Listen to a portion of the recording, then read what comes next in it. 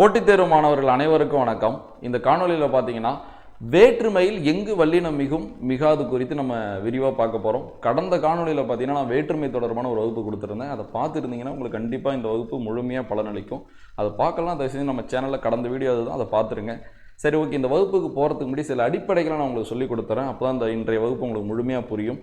First பார்த்தீங்கன்னா வேற்றுமை தொகாநிலை தொடர்னா என்ன, வேற்றுமை தொகை நிலை தொடர்னா என்ன, வேற்றுமை உருபும் பயனும் உடன்தொக்க தொகைனா என்ன, இந்த மூணுத்தையும் நான் உங்களுக்கு சொல்கிறேன். அதை ஃபஸ்ட்டு புரிஞ்சுக்கிங்க, அதுக்கப்புறம் நம்ம வகுப்புக்குள்ளே போயிடலாம். ஏன்னா பார்த்தீங்கன்னா இதில் 8 வேற்றுமையில் முதல் வேற்றுமைக்கும் 8ஆம் வேற்றுமைக்கும் உருபு இல்லை. நடுவில் இருக்கிற அந்த 2லேருந்து 7 அந்த 6 வகை வேற்றுமை இருக்குல்ல, இந்த 6 வகை வேற்றுமையிலுமே 3 கான்செப்ட் இருக்குது. 6 3 18. அப்போ 18 கான்செப்டை நம்ம நீங்கள் புரிஞ்சுக்க போகிறோம். இதை உங்களுக்கு எக்ஸாமில் ஸ்டேட்மெண்ட்டாக கொடுத்தாலும் சரி, இல்லை ஒரு எடுத்துக்காட்டை கொடுத்து கான்செப்டாக கொடுத்தாலும் சரி, அங்கே வல்லினம் வருமா வராதான்னு உங்களுக்கு சொல்ல தெரியணும். இப்போ எடுத்துக்காட்டுக்கு ஒரு வேற்றுமையை செக் பண்ணி பார்க்கலாம். இப்போ 2ஆம் வேற்றுமை மட்டும் எடுத்துக்குமா, 2ஆம் வேற்றுமை தொகைநிலை தொடரில் வல்லினம் மிகுமா மிகாதா, 2ஆம் வேற்றுமை தொகைநிலை தொடரில் வல்லினம் மிகுமா மிகாதா, 2ஆம் வேற்றுமை உருபும் பயனும் உடன்தொக்க தொகையில் வல்லினம் மிகுமா மிகாதா. அப்போ புரியுதா 3 கான்செப்ட். அப்போ 2ஆம் வேற்றுமை மட்டும் 3 கான்செப்ட்னா அப்போ அந்த 6 வேற்றுமை 2லேருந்து 7 அப்போ 18 கான்செப்டா. இதை மனப்பாடம் பண்ண போகிறதுல கான்செப்ட் ஓரியன்டாக புரிஞ்சுதான் நம்ம படிக்க போகிறோம். அப்போ சந்து பிழையில் பாதி பாரம் உங்களுக்கு இந்த வகுப்பு மூலயமா குறைஞ்சிரும். சரி, வகுப்புக்குள்ளே போயிடலாம். ஃபர்ஸ்ட் நான் சொன்ன மாதிரி அந்த 3 பேசிக்கை சொல்லி கொடுத்துட்டு நம்ம வகுப்புக்குள்ளே போயிடலாம்.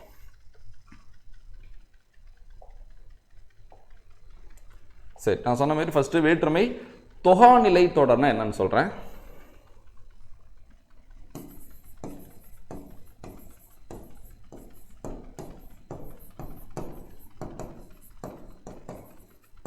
சரியா, இலையை பறித்தான். வேற்றுமை தொகாநிலை தொடர்னா என்னன்னா, 2 சொற்களுக்கு இடையில் வேற்றுமை உருவு வெளிப்படையாக வருவது வேற்றுமை தொகாநிலை தொடர் எனப்படும். இங்க 2 சொற்களுக்கு இடையில வேற்றுமை உருவு வெளிப்படையா வந்திருக்கு. எங்க வந்திருக்குன்னா இலையை. இதை எப்படி பிரிக்கலாம், இலை பிளஸ் ஐ. இதை நம்ம கொஞ்சம் பொறுமையாக பார்க்கலாம். சரியா, இலை பிளஸ் ஐ தான் எனக்கு இலையைன்னு மாறி இருக்கு. என்ன விதி, இலை எப்படி பிரிக்கலாம், இல்லு பிளஸ் ஐ. நிலைமொழி இறுதியிலும் உயிரெழுத்து, வருமொழி முதலிலும் உயிரெழுத்து. இவ்வாறு உயிரெழுத்துக்கள் வந்தால் ஓசைகள் ஒன்றுபடாமல் தனித்து நிற்கும். இவற்றை உடன்படுத்த வரும் மெய்யே உடம்படு மெய் எனப்படும். தமிழ்ல 2 வகையான மெய் உடம்படு மெய்யா இருக்கு. ஒன்று இ, இன்னொன்று இவ்வு. இந்த 2 மெய்யில எந்த மெய் வரணுன்றதை முடிவு பண்றது எந்த உயிரெழுத்துனா நிலைமொழியின் இறுதியில் இருக்கிற உயிரெழுத்து. இங்க நிலைமொழியோட இறுதியில் என்ன உயிரெழுத்து இருக்கு, ஐ இருக்கா. இந்த இடத்துல இ ஐ வந்தா ஈ என்பது உடம்படு மெய்யா வரணும். இதான ரூலு. இதை தவிர்த்து மற்ற 9 உயிரெழுத்து இருந்தா இவ்வு வரணும். ஏ வந்தா 2மே வரலாம். இதெல்லாம் நம்ம உடம்படு மெய் புணர்ச்சியில் கிளியரா பார்த்துட்டோம். இப்போ நான் எதை உள்ள கொண்டு வரணும், ஈய உள்ள கொண்டு வரணுமா. அப்ப இலை பிளஸ் இ பிளஸ் ஐ. அப்ப எனக்கு என்னன்னு கிடைக்கும், இலையை. இப்ப புரியுதா எப்படி ஐ சேர்ந்து இருக்குன்னு. அப்போ 2ஆம் வேற்றுமை உருவு வெளிப்படையாக வந்ததுனால தான் வல்லினம் மிகுந்திருக்கு. அதுதான் நீங்கள் கான்செப்டே. பட் நீங்கள் இதில் இந்த இடத்துல புரிஞ்சுக்க வேண்டியது என்னன்னா, 2 சொற்களுக்கு இடையில் வேற்றுமை உருவு வெளிப்படையாக வந்தால் அதன் பெயர் என்னது, வேற்றுமை தொகாநிலை தொடர். தொகாநிலை தொடர் இதுக்கு இன்னும் பேர் இருக்கு. வேற்றுமை தொடர்னு சொன்னாலும் இதுதான். புரியுதா உங்களுக்கு. இப்போ +2ன்னு சொல்ல மாட்டோம், 2நாலே அது ப்ளஸ் தானே. சரியா. ஸோ இப்போ கழித்தலில் போனால் தானே மைனஸ் பயன்படுத்தும். கூட்டலில் போகும்போது நம்ம +2 +10லாம் சொல்ல மாட்டோம். 10நாலே அது +10 தான். அது போல தான் வேற்றுமை தொடர்னாலே இது வேற்றுமை தொகாநிலை தொடர்னு அர்த்தம். அப்போ வேற்றுமை தொடர்னால இதுதான், வேற்றுமை தொகாநிலை தொடர்னால இதுதான், வேற்றுமை விரினால அதுதான். விரினால அது விரிவாக வந்திருக்கு, வெளிப்படையாக வந்துருச்சு. 2ஆம் வேற்றுமை விரியில் வல்லினம் மிகும்னா குழப்பிக்கூடாது. ஓ, விரினா வேற்றுமை உறுப்பு வெளிப்படையாக வர்றதுன்னு உங்களுக்கு புரியணும். சரியா. ஸோ இந்த 3மே இது ஒன்று தான். சரி, அடுத்து போயிடலாமா. அடுத்து வேற்றுமை தொகை. அப்படி இங்கே எழுதுறேன், வேற்றுமை தொகை. பாருங்களேன்,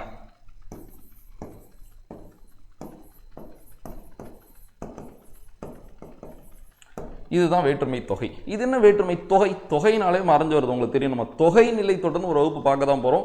ஸோ அப்போ நம்ம 6 வகையான தொகை நடத்துறோம். வேற்றுமை தொகை, வினை தொகை, ஓமை தொகை, உண்மை தொகை, பண்பு தொகை, அன்மொழி தொகை. இந்த 6 இருக்கு மெயின். இதுக்குள்ள சப்டாபிக் இருக்கும். வேற்றுமை தொகையோட சப்டாபிக் உருபும் பயனும் உடன்தொக்க தொகை. சரியா. ஸோ பண்பு தொகையோட சப்டாபிக் உருபும் பயனும் உடன்தொக்க தொகை. சரி, இருபெயரூட்டு பண்பு தொகை, இருபெயரூட்டு பண்பு தொகை. இதெல்லாம் நம்ம தொகை நிலை தொடரில் நம்ம பார்த்துக்கலாம். சரி, இந்த இடத்துல நம்ம வேற்றுமை தொகை மட்டும் நான் சொல்றேன். சொற்களுக்கு இடையில் வேற்றுமை உருவு மறைந்து வருவது வேற்றுமை தொகை நிலை தொடர் எனப்படும். புரியுதா உங்களுக்கு. சொற்களுக்கு இடையில் வேற்றுமை உருவு மறைந்து வருவது தொகை நிலை தொடர். என்ன தொகை, வேற்றுமை தொகை நிலை தொடர் எனப்படும். எப்படி மறைஞ்சிருக்கு, சொல்லி பாருங்க.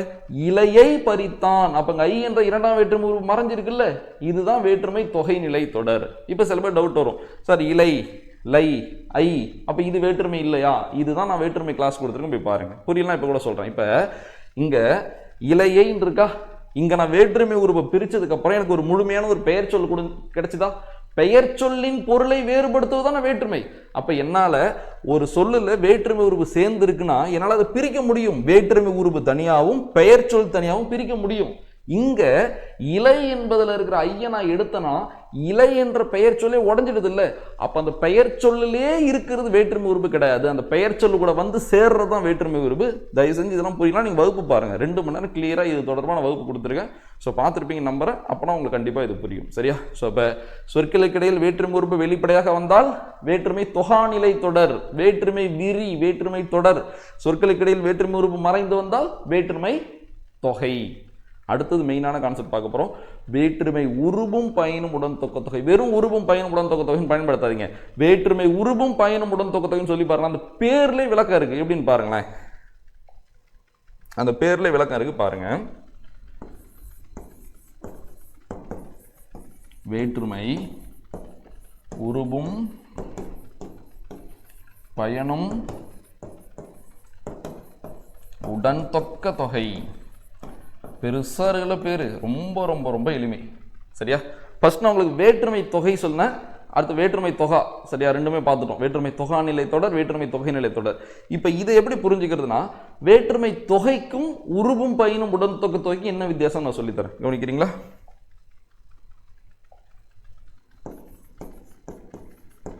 பால் பருகினான், பால் பருகினான். அடுத்தது பார்த்தீங்கன்னா நிறைய எடுத்துக்காட்டு, உங்களுக்கு புரியுற மாதிரி ஒரு எடுத்துக்காட்டு நான் சொல்றேன். சரியா?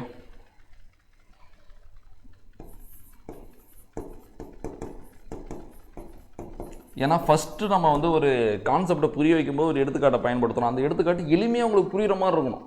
அப்பயே கொண்டு வந்து கடினமாக ஒரு எடுத்துக்காட்டை வச்சுட்டுனா அங்கே ஃபர்ஸ்ட் உள்ளே போக முடியாது இல்லை. உள்ளே போகும்போது ஒரு எளிமையான எடுத்துக்காட்டு மூலமா உள்ளே போயிட்டு அப்புறம் போய் நம்ம எவ்வளோ கடினமான எடுத்துக்காட்டு வேணாலும் பார்த்துக்கலாம். சரி, அதுக்காக தான் நான் எடுத்துக்காட்டு யோசிச்சேன். ஸோ பாருங்களேன், பால் பருகினான் தேர்ப்பாகன். பால் பருகினான் என்பது வேற்றுமை தொகை. பால் பருகினான் என்பது வேற்றுமை தொகை. எப்படி வேற்றுமை தொகை? பாலை பருகினான் வரணுமா? இங்க ஐ என்ற இரண்டாம் வேற்றுமை உருவு மறைஞ்சிருக்கா? அப்ப ரெண்டு சொல்லுக்கு இடையில வேற்றுமை உருவு மட்டும் மறைஞ்சா அது வேற்றுமை தொகை. வேற்றுமை உருவு மட்டும் தான் மறையும். அப்ப என்ன மறைஞ்சிருக்கு? ஐ தான் மறைஞ்சிருக்கு. என்ன மறைஞ்சிருக்கு? ஐ மறைஞ்சிருக்கு. அடுத்து இங்க வந்துருங்களேன், தேர்ப்பாகன். இங்க ஏன் இப்போ வந்திருக்கு அதெல்லாம் அடுத்தது பார்த்துக்கலாம். கான்செப்ட் இன்னைக்கு வகுப்பே அதுதான். சரியா? ஃபர்ஸ்ட் அது புரிஞ்சுங்க. தேர்ப்பாகன், தேரை ஓட்டும் பாகன். எப்படி விரிவா எழுதணும்? தேரை ஓட்டும் பாகன். அப்ப இந்த தொடர்ல ஐ என்ற இரண்டாம் வேற்றுமை உருவும் மறைஞ்சிருக்கு, ஓட்டும் என்ற அதோட பயனும் மறைஞ்சிருக்கு. சரியா? உருவும் மறைஞ்சிருக்கு, அதோட பயனும் மறைஞ்சிருக்கு. தேரோட பயனே என்னது? ஓட்டுறது தானே. வேற்றுமை உருவும் மறையும், அதோட பயனும் மறையும். இப்ப பேரை வச்சு நான் விளக்கம் சொல்லி தரட்டா? அப்ப சொற்களுக்கு இடையில வேற்றுமை உருவும் மறைஞ்சு வந்து அது வேற்றுமை தொகை, முடிஞ்சிருச்சு. இப்ப சொற்களுக்கு இடையில வேற்றுமை உருவும் பயனும், பயனும் உடன். போன வகுப்புல பார்த்தோம்னா உடன் நிகழ்ச்சி. உடன் நிகழ்ச்சினா என்னது? அவன் உடன் செல்கிறேன், ரெண்டுன்னு அர்த்தம். சரியா? தாயோடு குழந்தை சென்றது, நாயோடு குட்டி சென்றது, ரெண்டு. உடன்னா உடன் நிகழ்ச்சினால என்னது? எழுவாயின் செயலுடன் பிரிதொன்றின் செயலும் உடன் நிகழ்வுதான உடன் நிகழ்ச்சி. ஸோ அதே போலதான் இந்த உடன்னா ரெண்டுன்னு அர்த்தம். இப்போ ஒரு பையன் போறான் வேகமா, அவங்க அம்மா கேட்பாங்க எங்கடா போற? மணி கூட போறேன், பேச்சு வழக்கு. தூய தமிழ மணி உடன் செல்கிறேன். உடன்னா அந்த ரெண்டு பேர் போறாங்கன்னு அர்த்தம். அவனுடன் செல்கிறேன், அவளுடன் செல்கிறேன்னு சொல்லணும்ல. அப்ப அங்க உடன் என்பது உருவும் பயனும் உடன், ரெண்டும் உடன். தொக்க மறைந்து, தொக்கனா மறைந்து, அவ்வளவுதான் விஷயம். தொக்க தொகைனா மறைந்து வர்றதுன்னு அர்த்தம். அப்ப இந்த பேர்ல விளக்கம் இருக்கு பாருங்க. வேற்றுமை உருவும் அதோட பயனும் ரெண்டும் உடன், தொக்க வருவது உருவும் பயனும் உடன் தொக்க தொகை எனப்படும். அப்ப சிம்பிளா நான் வச்சுங்க, சொற்களுக்கு இடையில வேற்றுமை உருவு வெளிப்படையா வந்தா வேற்றுமை தொகா நிலை தொடர். சொற்களுக்கு இடையில வேற்றுமை உருவு மட்டும் மறைஞ்சு வந்தா வேற்றுமை தொகை நிலை தொடர். சொற்களுக்கு இடையில வேற்றுமை உருவும் அதன் பயனும் மறைந்து வந்தா உருவும் பயனும் உடன் தொக்க தொகை. இதை வச்சுதான் இன்றைய வகுப்பு. சரி, ஓகே, இன்றைய வகுப்புக்குள்ள போயிடலாமா? ஃபர்ஸ்ட் நான் ஷார்ட்கட்டா ஒரு விஷயம் சொல்லித்தரேன்.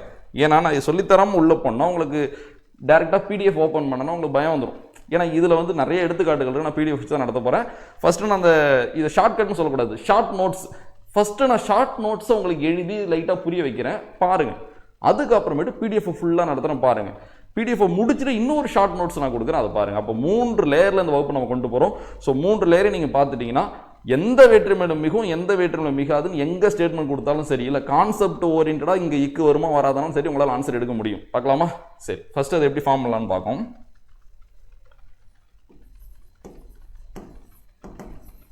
வேற்றுமைன்னு போட்டேன். அடுத்தது இங்கே மிகுன்னு போட்டுக்கிறேன். அடுத்தது இங்கே மிகா. சரியா? வேற்றுமை தான் தலைப்பு. எங்கே மிகும் எங்கே மிகாது. நான் என்ன எழுதுறேனோ அதை உங்களால் எழுத முடிஞ்சால் போதும். பாருங்களேன், 2 4 6 அப்படியே அதே எங்கே நம்பர் எழுத போகிறேன். 2 4 6. இது கடினமா? இப்போ நான் எழுதியிருக்கிறது உங்களால் ஃபார்ம் பண்ண முடிஞ்சாலே 90% முடிஞ்சிருச்சுன்னு அர்த்தம். 2 4 6 அப்படியே டபுள் ஆகுதா? ஸோ 2 4 6 அவ்வளோதான் விஷயம். இப்போ பாருங்கள், டிக்கு இங்கே இன்ட்டு. அப்படி இங்கே என்ன குறியீடு பயன்படுத்தினோம் அந்த குறியீடை நாங்கள் ஆப்போசிட்டாக பயன்படுத்தணும். இப்போ இங்கே டிக்கு போட்டோம்னா அங்கே இன்ட்டு, அங்கே டிக்குனா இங்கே இன்ட்டு, அங்கே இன்ட்டுனா அங்கே டிக்கு. எப்படி ஒரு ஸ்டெப்பாக வரும் புரியுதா உங்களுக்கு? இப்போ திடீர்னு வந்து இது பார்த்தா புரியாது. இப்போ நான் ஃபார்ம் பண்ணுறதுலேயே நீங்கள் பார்த்துக்கிட்டு தானே இருக்கீங்க. அப்போ 2 4 6 2 4 6 2 டிக்கு ஒரு இன்ட்டு 2 இன்ட்டு ஒரு டிக்கு, இவ்வளோ தான். இதை ஃபார்ம் பண்ணிடணும். சரி, அதுனா டிக்குனா என்ன இன்ட்டுனா என்ன? அதுக்கு ஒரு குறியீடு, அதான் நம்ம படிக்கிறது தான். நம்மளுக்கு தெரியணும்ல அது ஏன் பயன்படுத்திருக்கணும். அப்போ என்னை பொறுத்த வரைக்கும் இப்படி டிக்கு அடித்தா 2ஆம் வேற்றுமை உறுப்பு வெளிப்படையாக வந்திருக்குன்னு அர்த்தம். புரியுதா உங்களுக்கு? இப்படி டிக்கு அடிச்சிருந்தா 4ஆம் வேற்றுமை உறுப்பு வெளிப்படையாக வந்திருக்குன்னு அர்த்தம். இப்படி இன்ட்டு போட்டிருந்தா 6ஆம் வேற்றுமை உறுப்பு மறைந்து வந்திருக்குன்னு அர்த்தம். இன்ட்டு போட்டிருந்தா 2ஆம் வேற்றுமை உறுப்பு மறைந்து வந்திருக்குன்னு அர்த்தம். 4ஆம் வேற்றுமை உறுப்பு மறைந்து வந்திருக்குன்னு அர்த்தம். 6ஆம் வேற்றுமை உறுப்பு வெளிப்படையாக வந்திருக்குன்னு அர்த்தம். ஸோ இப்போ இவ்வளோ விஷயம் இருக்குது அதில் புரிஞ்சுக்கிறதுக்கு. அப்போ நாளைக்கு ஸ்டேட்மெண்ட்டாக கேட்பாங்கல்ல, 2ஆம் வேற்றுமை உறுப்பு வெளிப்படையாக வந்தால் வல்லினம் மிகுமா? மிகும். 4ஆம் வேற்றுமை உறுப்பு வெளிப்படையாக வந்தால் வல்லினம் மிகுமா? மிகும். 6ஆம் வேற்றுமை உறுப்பு மறைந்து வந்தால் வல்லினம் மிகுமா? மிகும். 2ஆம் வேற்றுமை உறுப்பு மறைந்து வந்தால் வல்லினம் மிகுமா? மிகாது. 4ஆம் வேற்றுமை உறுப்பு மறைந்து வந்தால் வல்லினம் மிகுமா? மிகாது. 6ஆம் வேற்றுமை உறுப்பு வெளிப்படையாக வந்தால் வல்லினம் மிகுமா? மிகாது. இதுதான் விஷயம். சரி, இதை உங்களால் ஃபார்ம் பண்ண முடியுதா? சரி, இதுக்கு எடுத்துக்காட்டுகள் நான் எழுதிட்டு இதை இன்னும் அப்டேட் பண்ணி கொடுக்குறேன். ஃபர்ஸ்ட் இதுக்கு எடுத்துக்காட்டு சும்மா எழுதி பார்க்கலாமா? பாருங்களேன், ஃபர்ஸ்ட் இதுக்கு பார்க்கலாம். ஆல்ரெடி நம்ம பார்த்தோம், அதுவே எழுதிக்குமா? ஏன்னா சின்னதாக இருக்கும் அந்த எடுத்துக்காட்டு, அதே எழுதிக்கலாம். இலையை பரின்னு வச்சுக்கலாம். சரியா? இப்போ நீங்கள் சொல்லுங்கள், 2ஆம் வேற்றுமை உறுப்பு வெளிப்படையாக வந்தால் வல்லினம் மிகும் தானே. அப்போ என்ன போட்டுக்கலாம்? இப்போ போட்டுக்கலாம். இதுதான் கான்செப்ட். இது போல் 20 எடுத்துக்காட்டு வச்சுருக்கேன். இந்த வல்லினம் மிகும் இடம் மிகாமல் நியூ புக்கு ஓல்டு புக்கு 2003 எடிஷனில் எங்கெங்கெல்லாம் இருக்குது அதை தொகுத்து நான் உங்களுக்கு பிடிஎஃப் வச்சுருக்கேன். இந்த இடத்துக்கு மட்டும் உங்களுக்கு 20க்கு மேலே எடுத்துக்காட்டு இருக்குது. நான் பிடிஎஃப்ல காட்டுறேன். சரியா? சொன்னமெல்லாம் வேணா பாருங்கள். ஏன்னா எடுத்துக்காட்டுங்க ஒன்று எதிராக நீங்கள் யோசிக்க தேவையில்ல. எவ்வளோ எடுத்துக்காட்டு இருக்குன்னு மட்டும் பாருங்கள். இது ஃபுல்லாக எடுத்துக்காட்டு தான். ஸோ நம்ம வந்து அதை ஒர்க் அவுட் பண்ணி பார்க்கலாம். ஏன்னா ஃபஸ்ட்டு புரிஞ்சுங்க, உங்களுக்கு புரியணும். ஒரு பாடத்தை ஒரு டாப்பிக்கை இப்படி தான் படிக்கணும், இப்படி தான் நோட்ஸ் எடுக்கணும், ஒரு ஃபார்முலா மாதிரி ஒரு சூத்திரம் மாதிரி உங்களுக்கு தெரிஞ்சிருச்சுன்னா சேம் அதே தான் நம்ம எல்லாத்துக்கும் பண்ண போகிறோம். புரியுதா? அதனால் அதை கற்றுக்குங்க. சரி, ஓகே. அப்போ இலையை பரி 2ஆம் வேற்றுமை உறுப்பு வெளிப்படையாக வந்தால் வல்லினம் மிகும். இதுவே 2ஆம் வேற்றுமை உறுப்பு மறைஞ்சு வந்தால் வல்லினம் மிகாதுன்னு சொன்னோம்ல, அப்படியே அதுக்கு எடுத்துக்காட்டு பார்த்தலாம்.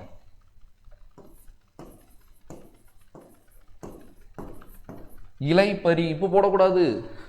இலைப்பரியில் இப்போ போடக்கூடாது. ஏன் அங்கே இப்போ வரலாம்னு நம்மளுக்கு தெரியணும்ல. புதுசாக படிக்கிறீங்கன்னா கஷ்டமாக இருக்கும். சார் இது எப்படி சார் நாங்கள் போய் கண்டுபிடிக்கிறது 2ஆம் வேற்றுமை மறைஞ்சிருக்குன்னு?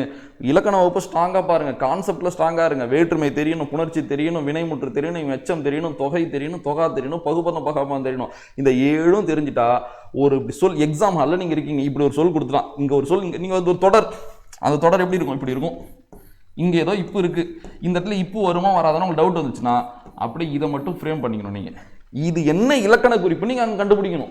புரியுதா? நீங்கள் இங்கே இப்போ வருமா வராதெல்லாம் கண்டுபிடிக்கக்கூடாது. எப்படி யோசிப்பீங்க? இங்கே இப்போ வருமா வராதா சொல்லி பார்த்து தான் எடுக்கணும். பட் அதுதான் நம்மளுக்கு பிரச்சனையே இருக்குது. அப்போ இது என்னன்னு இலக்கண குறிப்பு கண்டுபிடிக்கணும். இது வேற்றுமையா, இல்லை இது வினைமுற்றா, இல்லை இது எச்சமா, இல்லை இது தொகையா, இல்லை தொகாவா கண்டுபிடிச்சிட்டா அதுல மிகுமா மிகாதான் நம்ம இது போல படிச்சு வச்சிருப்போம்ல. இப்ப வேற்றுமை படிச்சுட்டோம், நான் வேற்றுமைன்னு கண்டுபிடிச்சிட்டேன். இன்னைய வகுப்பு அது எந்த வேற்றுமை மிகும் மிகாதான வகுப்பு. அப்ப எங்க மிகும் மிகாதான் நம்ம படிச்சுட்டா, ஓ இது இத்தனாவது வேற்றுமை போல, அப்ப இங்க மிகும் போலன்னு ஓகேன்னு விட்டுறலாம். ஓ இது இத்தனாவது வேற்றுமை போல, இங்க மிகாது போலன்னு எடுத்துடலாம். இதே போல எச்சம், இதே போல முற்று, இதே போல தொகை தொகா, தொகாநிலை தொடர் நடத்தினதுக்கு அப்புறம் எந்தெந்த தொகாநிலை தொடர்ல மிகும் மிகாதுன்னு ஒரு கிளாஸ் கொடுத்தா முடிஞ்சிருச்சுல்ல. அப்ப சந்திப்பிழைன்றது நீங்க யோசிக்க நிறைய பேர் கேட்கறீங்களே, சிலபஸ் நடத்துங்க, சந்திப்பழி நடத்துங்க. சந்திப்பழி எப்படி எடுத்தோன்னே நடத்த முடியும்? இலக்கண கிளாஸ் ஃபுல்லாக நடத்திக்கிட்டே இருந்தாலே நீங்கள் நடுவில் எதிர்பார்க்குற இலக்கண தலைப்புலாம் அங்கேயே முடிஞ்சிடும். இந்த ஒருமை பன்மை, இந்த சந்திப்பழிலாம் நடத்த தேவையில்ல தனியாக. இதுதான் அந்த மாதிரி கிளாஸே, இதுதான் கான்செப்ட் புரிஞ்சா அது அங்கங்கே உங்களுக்கு கனெக்ட் ஆகிடும். சரியா? சரி, பார்த்துக்கலாம். அப்போ பாருங்கள், ஒரு நாள் சந்திப்பழி கிளாஸ் நடத்தினா அது ரிவிஷன் கிளாஸ் போல இருக்கும். இந்த தலைப்பு நான் இது சொல்லி கொடுத்தேன், இதெல்லாம் தெரிஞ்சால் உங்கள் சந்திப்பழி புரியுன்ற மாதிரி ஒரு வகுப்பாக தான் இருக்கும். ஸோ புரிஞ்சிருக்கும்னு உங்களை நம்புகிறேன். சரி, இரண்டாம் வேற்றுமை உறுப்பு வெளிப்படையாக வந்தால் வல்லினம் மிகும், இரண்டாம் வேற்றுமை உறுப்பு மறைந்து வந்தால் வல்லினம் மிகாது. அடுத்து 4, நான்காம் வேற்றுமை உறுப்பு வெளிப்படையாக வந்தால் வல்லினம் மிகும். பாருங்க,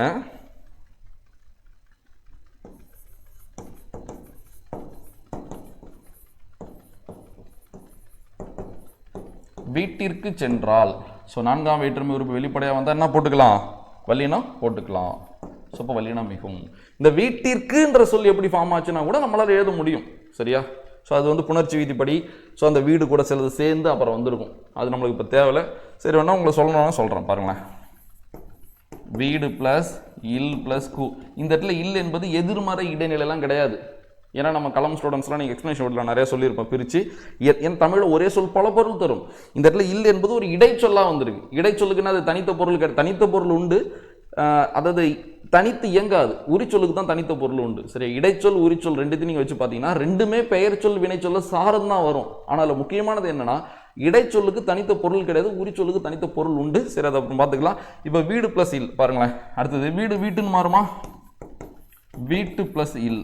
ஸோ 2க்குள்ள ஊ பெட்டி இட்டு கூட்டல் ஈயா டி. அப்போ வீட்டில், வீட்டில் ப்ளஸ் கூன்னு வருமா? ஸோ இப்போ இல்லு இருந்து வல்லின உயிர் எழுந்த இல்லு எப்படி மாறும்? இர்ரா மாறுமா? அப்போ வீட்டிற்குன்ற வார்த்தை எப்படி ஃபார்ம் ஆகுதுன்னு தெரியுதா? சரி, ஓகே, கவனிங்க. அப்போ வீட்டிற்கு அவ்வளோதான். நான்காம் வேற்றுமை உறுப்பு வெளிப்படையாக வந்தால் வல்லினம் மிகும். மிகுந்துருச்சா? அடுத்தது வீடு சென்றால். அப்போ இங்கே நான்காம் வேற்றுமை உறுப்பு மறைஞ்சிருக்குன்னு அர்த்தம். அப்போ இலையை பறினா இரண்டாம் வேற்றுமை உறுப்பு வெளிப்படையாக வந்துச்சு. அப்போ இலை பறினா இரண்டாம் வேற்றுமை உறுப்பு மறைந்து வந்திருக்கு. இதுக்கெல்லாம் எடுத்துக்காட்டு நிறைய இருக்கு, நான் காட்டுறேன். ஜஸ்ட் இங்கே ஒன்று வச்சு கவனிச்சிங்க. அப்போ இங்கே நான்காம் வேற்றுமை உறுப்பு வெளிப்படையாக வந்தால் வல்லினம் மிகுந்திருக்கு. அப்போ நான்காம் வேற்றுமை உறுப்பு இங்கே மறைஞ்சிருக்கு. அப்போ வல்லினம் மிகாது. அதான் நாங்கள் எழுதியிருக்கேன். அடுத்து போயிடலாமா? அடுத்து 6, ஆறாம் வேற்றுமை உறுப்பு மறைந்து வந்தால் வல்லினம் மிகும். அதான் அர்த்தம். இதை வச்சு பாருங்களேன், ஒரு லைனை நீங்க படிக்கல, இதை வச்சு நீங்க ஸ்டேட்மெண்ட் சொல்லணும். ஆறாம் வேற்றுமை உறுப்பு மறைந்து வந்தால் வல்லினம் மிகும். அவ்வளவுதான். இதை நீங்க சொல்ல தெரிஞ்சாலே போதும். சரி, எடுத்துக்காட்டு பார்க்கலாமா? புலித்தோல். சரியா? இங்க எங்க ஆறாம் வேற்றுமை உறுப்பு மறைஞ்சிருக்கு? புலியது தோல், ராமனது வில் சொன்னோம்ல, உரிமை பொருள். அப்ப இத்து போட்டுக்கலாம். ஏங்க நான் இத்து போறேன்னா, இங்க ஆறாம் வேற்றுமை உருவாகி அது மறைஞ்சிருக்கு. ஆறாம் வேற்றுமை உருவு மறைந்து வந்தால் வல்லினம் மிகும். அடுத்தது ஆறாம் வேற்றுமை உறுப்பு வெளிப்படையாக வந்தால் வல்லினம் மிகாது. பாருங்களேன், எனது சட்டை. என் பிளஸ் அது எனது. இங்க அது என்ற ஆறாம் வேற்றுமை உறுப்பு வெளிப்படையாக வந்துருச்சா? ஸோ அதனால இங்க மிகாது. ஸோ இது உங்களுக்கு கிளியரா? இதுதான் இப்போ ஒரு வீடு கட்டுறோம்னா, ஸோ 4 காலம் போடுவாங்கல்ல ஸ்ட்ராங்கா, அதுதான் இது. இதை போட்டாலே அடுத்து நீங்கள் எங்கே வேணால் அடுக்குமாடி கட்டிக்கலாம். இது புரிஞ்சிடணும் ஃபஸ்ட்டு. இதை உங்களுக்கு ஃபார்ம் பண்ண தெரியணும். 2 4 6 2 4 6 2 டிக்கு ஒரு இன்ட்டு 2 இன்ட்டு ஒரு டிக்கு. இரண்டாம் வேற்றுமை உறுப்பு நான்காம் வேற்றுமை உறுப்பு வெளிப்படையாக வந்தால் வல்லினம் மிகும். ஆறாம் வேற்றுமை உறுப்பு மறைந்து வந்தால் வல்லினம் மிகும். இரண்டாம் வேற்றுமை உறுப்பு நான்காம் வேற்றுமை உறுப்பு மறைந்து வந்தால் வல்லினம் மிகாது. ஆறாம் வேற்றுமை உறுப்பு வெளிப்படையாக வந்தால் வல்லினம் மிகும். இதை ஃபார்ம் பண்ண தெரியணும். இதுக்கு நச்சின்னு சில எடுத்துக்காட்ட நான் வச்சுக்க தெரியும். அதுதான் நான் இப்போ சொல்லி கொடுத்துருக்காரு. டவுட் இல்லை. இதை அப்படியே அப்டேட் பண்ணிடலாமா? அப்படி கவனிங்க. இது எப்படி அப்டேட் பண்ணுறோன்னு மட்டும் கிளியராக பாருங்க. 2க்கும் 4க்கும் நடுவில் என்ன நம்பர்? 3. 4க்கும் 6க்கு நடுவில் என்ன நம்பர்? 5. இப்போ 3க்கும் 5க்கும் எவ்வளோ எளிமை பாருங்களேன். டிக்கு இன்ட்டு டிக்கு கமா இன்ட்டு, இங்கேயும் டிக்கு கமா இன்ட்டு. அப்போ என்ன அர்த்தம்? மூன்றாம் வேற்றுமை உறுப்பு வெளிப்படையாக வந்தாலும் வல்லினம் மிகாது. மூன்றாம் வேற்றுமை உறுப்பு மறைந்து வந்தாலும் வல்லினம் மிகாது. ஐந்தாம் வேற்றுமை உறுப்பு வெளிப்படையாக வந்தாலும் வல்லினம் மிகாது. ஐந்தாம் வேற்றுமை உறுப்பு மறைந்து வந்தாலும் வல்லினம் மிகாது. அப்போ எவ்வளோ எளிமையாயிடுச்சு பாருங்க. இதெல்லாம் நீங்கள் இது எப்படி கொடுத்துருப்பா 9th புக்கில்? நீங்கள் கிளாஸ் முடிஞ்சா 9th புக் எடுத்து பாருங்க. 9th புக்கில் வல்லினம் மிகுமிடம் மிகாம இடத்துல வேற்றுமை தொடர்பாக மட்டும் அவன் கொடுத்துருக்கிற பாயிண்ட் இதில் கவர் ஆகுதா இல்லையான்னு மட்டும் நீங்கள் பாருங்க. சரியா? புத்தகத்தில் கொடுக்கறத நம்மளுக்கு ஏற்ற மாதிரி மாற்றிக்கிறதா நோட்ஸ் எடுக்கிறது. அப்போ தான் நம்மளுக்கு எளிமையாக இருக்கும். புத்தகத்திலே வச்சுருந்தாலும் கடினமாக தான் இருக்கும். சரியா? சரி பாருங்க, இதுக்கு எடுத்துக்காட்டு சொல்லிட்டா பாருங்க.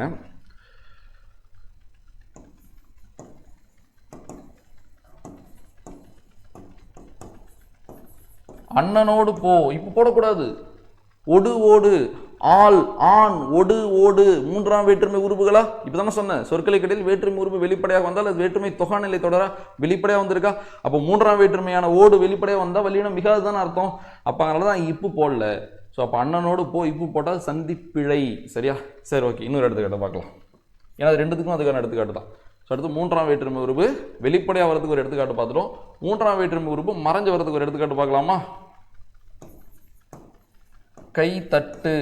நம்ம எல்லாமே படிக்கிறோம், எல்லாத்துக்கும் ஒரு விதிவிலக்கு இருக்கு. ஓரெழுத்து ஒரு மொழி எடுத்து வல்லினம் மிகு மிகுன்னு படிக்கிறோம். கரெக்ட், மிகும் தான். அதுக்கு விதிவிலக்கு இருக்கு. இப்போ இந்த இடத்துல நீங்க கை என்பது ஒரு எழுத்து ஒரு மொழியா பார்க்கக்கூடாது. இந்த இடத்துல நீங்க எப்படி பார்க்கணும், மூன்றாம் வேற்றுமை உறுப்பு மறைஞ்சு வந்ததா பார்க்கணும். இது எல்லாமே முழுமையடைஞ்சதுக்கு அப்புறம் தான் புரியும். தமிழ் இலக்கணம் எப்படின்னா ஒரு சமையல் போல. நீங்க சமையலை ஸ்டார்ட் பண்ண உடனேவோ இல்ல 30% வெந்ததுக்கு அப்புறமோ இல்ல 70% வெந்ததுக்கு அப்புறமோ சாப்பிட முடியாது. சமையல் முழுமையடைஞ்சதுக்கு அப்புறம் தானே அது சுவையை தருது. சேம் அதே தான் இலக்கணமும். சரியா? நீங்க ஒரு பர்சன்டேஜா படிச்சுட்டு வந்துகிட்டே இருங்களேன், 100% முழுமையடையும் போது உங்களுக்கு அவ்வளோ சுவையா இருக்கும். சிம்பிளா இதான் தமிழ் இலக்கணம். நிறைய பேர் நல்லா தான் படிப்பீங்க, நல்லா தான் புரியும். இன்னுமே எனக்கு இதெல்லாம் புரியல, நீங்க வருத்தப்படாதீங்க, கத்துக்கிட்டே இருங்க. எண்டு இருக்குல்ல, தமிழுக்கு எண்டு இல்லை, போட்டித் தேர்வில் இருக்கிற தமிழுக்கு ஒரு எண்டு இருக்கு தானே.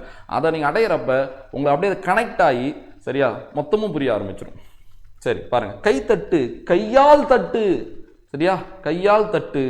ஸோ இப்போ மூன்றாம் வேற்றுமை உறுப்பு அங்கே என்னது மறைஞ்சிருக்கு. மூன்றாம் வேற்றுமை உறுப்பு என்னது? சரியா? ஆள் ஆண் ஒடு ஓடு தானே. அப்போ ஆள் கையால் தட்டு. புரியுதா இல்லையா உங்களுக்கு? அப்போ இங்கே இத்து போடக்கூடாது. அப்போ மூன்றாம் வேற்றுமை உறுப்பு வெளிப்படையாக வந்தாலும் வல்லினம் மிகாது, மூன்றாம் வேற்றுமை உறுப்பு மறைஞ்சு வந்தாலும் வல்லினம் மிகாது. அடுத்து இதுக்கு பார்க்கலாமா? ஐந்தாம் வேற்றுமை உறுப்பு வெளிப்படையாக வந்தாலும் மிகாது, மறைஞ்சு வந்தாலும் மிகாது. இது ரெண்டுமே இதுக்கான எடுத்துக்காட்டு. இப்படி அம்புக்குறி போறேன். அடுத்து இது ரெண்டுக்கும் எடுத்துக்காட்டு பார்க்கலாம்.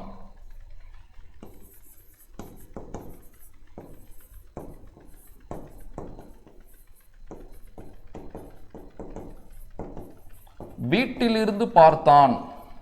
லிருந்து போன கிளாஸ் பார்த்தவங்களுக்குலாம் இது நச்சு நச்சுன்னு புரியும். ஏன்னா இந்த இடத்துல போய் நான் ஐந்தாம் வேற்றுமைக்குள்ள பூந்து லிருந்துனா என்னன்னு சொல்லி தர முடியாதுல்ல. லிருந்து என்பது ஐந்தாம் வேற்றுமை சொல்லுறுப்பு, பார்த்துருப்பீங்கல்ல. ஐந்தாம் வேற்றுமை என்னென்ன பொருள் வரும்? நீங்கள், ஒப்பு, எல்லை, ஏது, இந்த மாதிரி பொருள்லாம் அது வரும். சரியா? ஸோ இப்போ வீட்டில் இருந்து ஐந்தாம் வேற்றுமை சொல்லுறுப்பு வெளிப்படையாக வந்தாலும் சரி, ஐந்தாம் வேற்றுமை உறுப்பு வெளிப்படையாக வந்தாலும் சரி, எல்லாம் ஒன்று தானே. உங்களுக்கு தெரியும், வேற்றுமை உறுப்பும் சொல்லுறுப்பும் ஒன்று தானே. அசை போல இருந்தால் வேற்றுமை உறுப்பு, சொல்லு போல இருந்தால் சொல்லுறுப்பு, ரெண்டுமே வேறுபடுத்த தானே வரும். ஓகேவா? அப்ப ஐந்தாம் வேற்றுமை உறுப்பு வெளிப்படையாக வந்தால் வல்லினம் மிகாது. அடுத்து ஐந்தாம் வேற்றுமை உறுப்பு மறைந்து வந்தாலும் வல்லினம் மிகாது.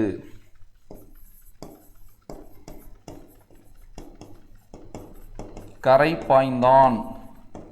கரை பாய்ந்தான். இப்போ போடக்கூடாது.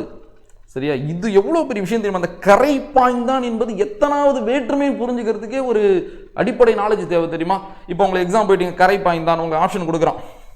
இரண்டாம் வேற்றுமை, மூன்றாம் வேற்றுமை, நான்காம் வேற்றுமை. பாருங்க, நான் தொகை தொகானே சொல்லல, என்ன வேற்றுமைன்னு கண்டுபிடிங்க. அப்ப சொல்லி பார்ப்பீங்களா? கரையை பாய்ந்தான், கரையால் பாய்ந்தான், கரைக்கு பாய்ந்தான், கரையின் பாய்ந்தான். ஓ, இதை சொல்லி பார்த்தா கரைக்கு பாய்ந்தான் தான் கரெக்டாக இருக்கு. கரைக்கு எப்படி பாய முடியும்? யோசிச்சு பாருங்க. நீங்க ஒரு குளத்துக்குள்ள இருக்கீங்க, குளத்துக்குள்ளே இருந்து எப்படி உங்களால கரைக்கு பாய முடியும்? அப்போ அது கான்செப்டே தப்பு. ஸோ அப்போ இங்க எந்த ஒரு வேற்றுமை உருவும் மறையல. அப்போ இது வேற்றுமை இல்லையான்னு கேட்டால் இல்லை, சொல்லுருவு மறைஞ்சிருக்கு. இந்த இதை நீங்க கத்துக்கணும். சொற்களுக்கு இடையில் ஒரு வேற்றுமை உருவு மறையலனா சொல்லுருவு இருக்கான்னு கூட நம்ம செக் பண்ணி பார்க்கணும். அப்ப இங்க என்ன சொல்லுருவு மறைஞ்சிருக்குன்னா, கரையிலிருந்து பாய்ந்தான். கரெக்டா இல்லையா? கரையிலிருந்து பாயலாம்ல. நீங்கள் பொருளை வரும், அப்படியே போய் செக் பண்ணி பாருங்க. ஐந்தாம் வேற்றுமை என்ன பொருள் வரும்? நீங்கள். அவன் கரையிலிருந்து நீங்கி குளத்துக்குள்ள போயிட்டான். ஸோ அப்போ கரையிலிருந்து பாய்ந்தான். அப்போ இங்கே ஐந்தாம் வேற்றுமை சொல்லுறுப்பு மறைஞ்சிருந்தா அப்போ இது ஐந்தாம் வேற்றுமை தொகை தானே. ஐந்தாம் வேற்றுமை உருவு மறைந்திருந்தால் வல்லினம் மிகாது தானே. அதனால அங்கே இப்போ போடக்கூடாது. ஸோ அப்போ இதுதான் 90% முடிஞ்சிருச்சு. இப்போ 90% இவ்வளோதான். இதுதான் நான் இதுக்கப்புறமேட்டு பிடிஎஃப்ல உங்களுக்கு சொல்லி புரிய வச்சு ஃபைனலாக உருவும் பயனுடன் தொகை இருக்குது அதை புரிய வச்சு ஃபைனல் ஷார்ட் நோட்ஸ் ஒன்று நான் எடுத்து காட்டுறேன். இது ஃபர்ஸ்ட் ஸ்டேஜ். இதே போல் இன்னொரு ஷார்ட் நோட்ஸ் நம்ம பார்க்க போகிறோம். இது அழகாக நோட்ஸ் எடுத்து வச்சுக்கணும். இதுதான் அந்த தலைப்பு. சரி, இதில் வேறு என்னெல்லாம் அப்டேட் பண்ணுமோ நான் அப்டேட் பண்ணுறேன். இப்போ நான் ஒரு 2 விஷயம் சொல்லலாம். அது சொன்னா உங்களுக்கு இது அப்படியே குழப்பிக்கும். அந்த 2 விஷயத்தை நான் கடைசியாக சொல்கிறேன். இந்த டாப்பிக்கோட எண்டில் சொல்கிறேன் அந்த 2 விஷயத்தை. சரியா? சரி, ஓகே. இதில் இன்னொரு விஷயத்தை அப்டேட் பண்ணிக்கலாமா? இது அப்பயே போட்டிருப்பேன். ஏன் இது மட்டும் போடலன்னா, புதுசாக படிக்கிறது இந்த 7 மொத்தத்தையும் குழப்பிடுமோன்னு ஒரு பயத்தில் நான் போடலை. இதையும் நான் வச்சுங்க. ஏன்னா உங்களுக்கு 2 4 ஈஸியாக செட் ஆயிருக்கும்ல. 7ஆம் வேற்றுமை உருவு மறைந்து வந்தால் வல்லினம் மிகும். சரியா? எடுத்துக்கிட்டு பார்க்கலாமா?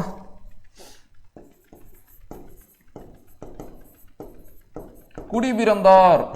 இப்போ போட்டிருக்கோம் பாருங்க. குடிக்கண் பிறந்தார். 7ஆம் வேற்றுமை உருபு. கண், மேல், கீழ், கால், இல், இடம் 7ஆம் வேற்றுமை வேற்றுமை உருபுகள் தானே அது. 7ஆம் வேற்றுமை என்ன பொருளில் வரும்? இட பொருளிலும் கால பொருளிலும் வரும். இட பொருளிலும் கால பொருளிலும் வரும். சரியா? அப்ப உயர்குடின்னு வச்சுக்கலாம். குடினா உயர்குடின்னு வச்சுங்க. கண்ணா இடத்தை குறிக்கும். அப்ப உயர்ந்த குடி என்ற இடத்தில் பிறந்தார்னு அர்த்தம். உயர்ந்த குடி என்ற இடத்தில் பிறந்தார். அப்ப இது ஒரு 7ஆம் வேற்றுமை தொகை. 7ஆம் வேற்று அப்ப அதான் சொல்றேன், 7ஆம் வேற்றுமை உருபு மறைந்து வந்தால் வல்லினம் மிகும்னா 7ஆம் வேற்றுமை தொகையில் வல்லினம் மிகும். ரெண்டும் ஒண்ணுதான். மறைந்து வர்றது ஒண்ணுதான், தொகையினாலும் ஒண்ணுதான். ஸோ இவ்வளவுதாங்க. இதை மட்டும் நான் வச்சுக்கிறீங்களா? ஓகேவா? ஸோ 2 4 6 7 2 4 6 2 டிக்கு 2 இன்ட்டு 2 இன்ட்டு ஒரு டிக்கு. ஸோ இந்த எடுத்துக்காட்டுலாம் நீங்கள் நான் வச்சுக்கணும். இதில் உங்களுக்கு டவுட் இல்லைன்னா சூப்பராக எடுத்து உள்ள போய் நம்ம அப்டேட் பண்ணிட்டு போயிட்டே இருக்கலாம். இது இல்லாமல் உருவும் பயணம் உடன் தொகை வேறு இருக்குது. சரி, அதையும் நான் ஷார்ட் நோட்ஸும் சொல்லிட்டா சரி பிடிஎஃப்லேயே பார்த்துருவேன். என்ன அது இது அப்படியே இருக்கட்டும். நம்ம உருவும் பயணம் உடன் தொகைக்கு நேராக போயிடலாம். அதுக்கப்புறம் வந்து பிடிஎஃப்ல வந்து வேற்றுமையும் அந்த வேற்றுமை தொடர்பாக பார்த்துக்கலாம். சரி பாருங்கள், நம்ம இதெல்லாம் அப்புறம் பார்த்துக்கலாம். நேராக இதுக்கு போயிடலாம். உருவும் பயணம் உடன் தொகைக்கு போயிடும். ஏன்னா இதுதான் இப்போ இவ்வளோ நேரம் உங்களுக்கு ஷார்ட் நோட்ஸாக எழுதுனது. இது இப்போ போன வரைக்கும் நான் உங்களுக்கு ஷார்ட் நோட்ஸாக எழுதி காட்டினது தான். அப்போ அதை ரிவிஷன் பண்ணிக்கலாம். இப்போ நம்ம இதை கற்றுக்கலாம். நான் சொன்ன மாதிரி ஏன் இதனா இது ஷார்ட் ஏன் எழுதி போட்டு நடத்த முடியலாம், நிறைய எடுத்துக்காட்டுகள் இருக்கும். அதுக்காக தான் டைம் 1 மணி நேரம் தாண்டி போயிடும். இந்த இதை நீங்கள் சூப்பராக புரிஞ்சிக்கலாம். பாருங்களேன், உருவும் பயனும் உடன் தொகை வல்லினம் மிகும் இடம். சரியா? வல்லினம் மிகும் இடம். எங்கெங்கே உருவும் பயனும் உடன் தொகையில் வல்லினம் மிகு போதும் கிளியராக பார்க்க போகிறோம். ஸோ பாருங்களேன், இதுக்கும் ஷார்ட் நோட்ஸ் இப்போயே சொல்லிடுறேன். உங்களுக்கே தெரியும். இப்போ 1 2 3 4 5 6 7 8 1க்கும் 8க்கும் உறுப்பு கிடையாது, விட்டுருங்க. இந்த 6 தவிர்த்து மற்ற எல்லா உருவும் பயனும் உடன் தொகையிலும் வல்லினம் மிகும். அவ்வளோதான் விஷயம். இதுதான் விஷயம். 6 தவிர்த்து மற்ற எல்லாத்துலேயும் மிகும். அதுதான் நம்ம பார்க்க போகிறோம். ஒரு படத்துக்கு ட்ரெய்லர் மாதிரி என்னதான் அது படம்ன்றது ஒரு ட்ரெய்லரில் காட்டிடுறாங்களே, அது போல் என்னதான்றதை நான் இப்போ சொல்லிட்டேன். உள்ளே போய் பார்த்துக்கலாம். பாருங்களேன், இப்போ உருவும் பயனும் உடன் தொகைனா என்னென்னு உங்களுக்கு இப்போ சொல்லிக் கொடுக்கணும் அவசியம் இல்லை. இப்போ எக்கச்சக்கமான எடுத்துக்காட்டு நம்ம பார்க்க போகிறோம். மைண்டில் புரிஞ்சிடும். கவனிக்கிறீங்களா? 2ஆம் வேற்றுமை உருவும் பயனும் உடன் தொகையில் வல்லினம் மிகும். எடுத்துக்காட்டலாம் பாருங்க. எங்கெங்கெல்லாம் வல்லினம் வந்துருவாங்க நான் கோடு போட்டு காட்டுறேன் பாருங்க. தயிர் குடம், தண்ணீர் குடம், தண்ணீர் பானை, நகைக்கடை, எலி பொறி, மலர் கூந்தல், நெய் குடம், எல்லாத்துலயும் வல்லினம் மிகுந்திருக்கா? இது எல்லாமே 2ஆம் வேற்றுமை உருவும் பயனும் உடன் தொகை. ஃபைனலா நான் பண்ற ரிவிஷன்ல தான் உங்களுக்கு ஒரு தெளிவே வரும். அதனால ஃபுல்லா டீட்டெயிலா பாருங்க. தயிர் குடம், தயிரை கொண்ட குடம், தயிரை உடைய குடம். பாருங்க, ஐ மட்டும் மறைஞ்சது வேற்றுமை தொகை, ஐயும் மறையுது, ஒரு பயனும் மறையுது. பயன்னா ஒன்றும் குழப்பம். இன்னொரு சொல்லு நீங்க நான் வச்சுங்க. வேற்றுமை உருவும் இன்னொரு சொல்லுன்னு நான் வச்சுங்க. சரியா? அதான் உருவும் பயனும். அப்ப தயிரை கொண்ட குடம், அந்த குடத்தோட பயன் என்னது? தயிரை கொண்டிருக்கிறது தானே. காலி குடத்துல என்ன பலன்? புரியுதா உங்களுக்கு? அடுத்தது பாருங்க, தண்ணீரை கொண்ட குடம், தண்ணீரை கொண்ட பானை, நகையை விற்கும் கடை. கடையோட பயன் என்ன? நகையை விற்கிறது தானே. அது போலதான். சரியா? எலியை பிடிக்கும் பொறி. புரியுதா? எலியை பிடிக்கும் பொறி, அதான் எலி பொறி. மலர் கூந்தல், மலரை கொண்ட கூந்தல் இல்ல மலரை உடைய கூந்தல், எப்படின்னா நீங்க சொல்லிக்கலாம். அடுத்து வரலாம் நெய் குடம், நெய்யை கொண்ட குடம். இது எல்லாமே 2ஆம் வேற்றுமை உருவும் பயனும் உடன் தொகை. இது எல்லாமே நான் ஆன்லைன்ல இருந்து நெட்ல இருந்து எடுக்கல. எல்லாம் ஸ்கூல் புக் கண்டென்ட் தான். சரியா? சில எடுத்துக்காட்டுக்கு நான் இது கூட கொஞ்சம் வெளியே இருந்து எடுத்துருப்பேன். மேலே இருக்கிறதெல்லாம் பார்த்தீங்கன்னா அவ்வளோ எடுத்துக்காட்டு இருக்கும். எல்லாமே ஸ்கூல் புக்கில் இருக்கிற எடுத்துக்காட்டு தான். நீங்கள் ஸ்கூல் புக் படிக்கிறப்ப டெஸ்ட் பேஜில் நீங்கள் பார்த்துருப்பீங்க. நீங்கள் படிக்கும்போது உங்களுக்கு நான் ஒரு டாபிக் நடத்தினா அந்த டாபிக் உங்களுக்கு எளிமையாக தான் இருக்கும். சரியா? சரி, இது புரிஞ்சிச்சு. அடுத்து போயிடலாமா? 3ஆம் வேற்றுமை உருவும் பயனும் உடன் தொகையில் வல்லினம் மிகும். எடுத்துக்காட்டு தான் பார்க்க போகிறோம். பார்க்கலாமா? பட்டு சேலை, பட்டால் செய்யப்பட்ட சேலை. மரப்பெட்டி, மரத்தால் செய்யப்பட்ட பெட்டி. ஆள், ஆண், ஒடு, ஒடு. அதான 3ஆம் வேற்றுமை உருவு. ஆள், பட்டால், மரத்தால் வருதா? மரத்தால் செய்யப்பட்ட பலகை, வெள்ளியால் செய்யப்பட்ட கிண்ணம், இரும்பால் செய்யப்பட்ட பெட்டி, தேங்காயால் செய்யப்பட்ட சட்னி, பித்தளையால் செய்யப்பட்ட குடம். இதை நல்லா புரிஞ்சவங்களுக்கு, வேற்றுமை கிளாஸ் புரிஞ்சவங்களுக்கு இப்போ சூப்பரா புரியும். இது எல்லாமே என்ன பொருள் இருக்கு? கருவி பொருள் இருக்கு. கருவி பொருள் இருக்கு. நம்ம பார்த்தோம்ல, கையால் கயிறு திரித்தான் பார்த்தோம்ல, மரத்தால் சிலை செய்தான், உளியால் சிலை செய்தான். கருவியே செய்யப்படும் பொருளாக மாறுவது முதற்கருவி. ஒரு செயலை செய்ய துணை மட்டும் புரிவது துணை கருவின்னு பார்த்தோமா? பட்டால் செய்யப்பட்ட சேலை, பட்டே சேலையா மாறுது. அப்ப இது முதற்கருவியா துணை கருவியா? இது முதற்கருவி. அந்த அளவு நம்மளால புரிஞ்சுக்க முடியும் வேற்றுமை வகுப்பு பார்த்திருந்தா. அப்ப 3ஆம் வேற்றுமை உருவும் பயனும் உடன் தொகையில வல்லினம் மிகும். ஸோ எல்லா இடத்துலையும் எங்க வல்லினம் மிகுந்திருக்கோ ஸோ நம்ம அண்டர்லைன் பண்ணி கொடுத்துருக்கோம், பார்த்துங்க. ஸோ இந்த பிடிஎஃப் வேணும்னா டிஸ்கிரிப்ஷனில் நம்ம டெலகிராம் சேனல் லிங்க் இருக்கும், வாட்ஸ்அப் குரூப் லிங்க் இருக்கும், நீங்கள் ஜாயின் பண்ணிக்கோங்க. உங்களுக்கு கண்டிப்பாக அதில் PDF கொடுத்துருவாங்க. ஓகேவா? அடுத்து 4 அப்படியே ஆர்டராக போகிறோம் பாருங்கள். 2, 3, 4. 4ஆம் வேற்றுமை உருவும் பயன உடன் தொகுதிகள் வல்லினம் மிகும். எடுத்துக்காட்டு பாருங்க. பூட்டுச்சாவி, பூட்டுக்கு செய்யப்பட்ட சாவி, பூட்டுக்கு செய்யப்பட்ட சாவி சொயிச்சி. சட்டை துணி, சட்டை துணி, சட்டைக்கு வாங்கப்பட்ட துணி, சட்டைக்கு வாங்கப்பட்ட துணி. கோழி தீவனம், கோழிக்கு உரிய தீவனம். கூ பாருங்க, கூ மறைதால் எல்லாத்துலயுமே பூட்டுக்கு, சட்டைக்கு, கோழிக்கு, அதான் 4ஆம் வேற்றுமை. புரியுதா? சோ இப்ப கோழிக்கு உரிய தீவனம். குழந்தைப்பால், குழந்தைக்கு உரிய பால். சோ இப்ப இதுதான் 4ஆம் வேற்றுமை. 4ஆம் வேற்றுமை உருபும் பயனும் உடன்தொக்க தொகையில் வல்லினம் மிகும். 5ஆம் வேற்றுமை உருபும் பயனும் உடன்தொக்க தொகையில் வல்லினம் மிகும். 5ஆம் வேற்றுமை உருபு என்னென்னது? இன்னு, இல்லு. 5ஆம் வேற்றுமை என்னென்ன பொருள் வரும்? நீங்கள், ஒப்பு, எல்லை, ஏது. 5ஆம் வேற்றுமை சொல்லுறுப்புனது இருந்து, நின்று, காட்டிலும், பார்க்கலும், விட. சரியா? சரிப்பா. ஏன்னா இப்போ இந்த இடத்துல உங்களுக்கு உதவும். இப்போ இங்க இருக்கிற எடுத்துக்காட்டுலாம் 5ஆம் வேற்றுமை பொருள் கண்டிப்பாக அடங்கும். இங்க இருக்கிற எடுத்துக்காட்டுலாம் 5ஆம் வேற்றுமை உருபோ சொல்லுறுப்போ மறைஞ்சிருக்கும். எப்படின்னு பாருங்களேன். விழிப்புணல், புனல்னா நீர், விழினா கண்ணு. விழியிலிருந்து வழியும் புனல். புரியுதா உங்களுக்கு? விழியிலிருந்து வழியும் புனல். இதுல ஒரு நுணுக்கமான ஒரு விஷயம் இருக்கு. என்னன்னு சொல்லிட்டா,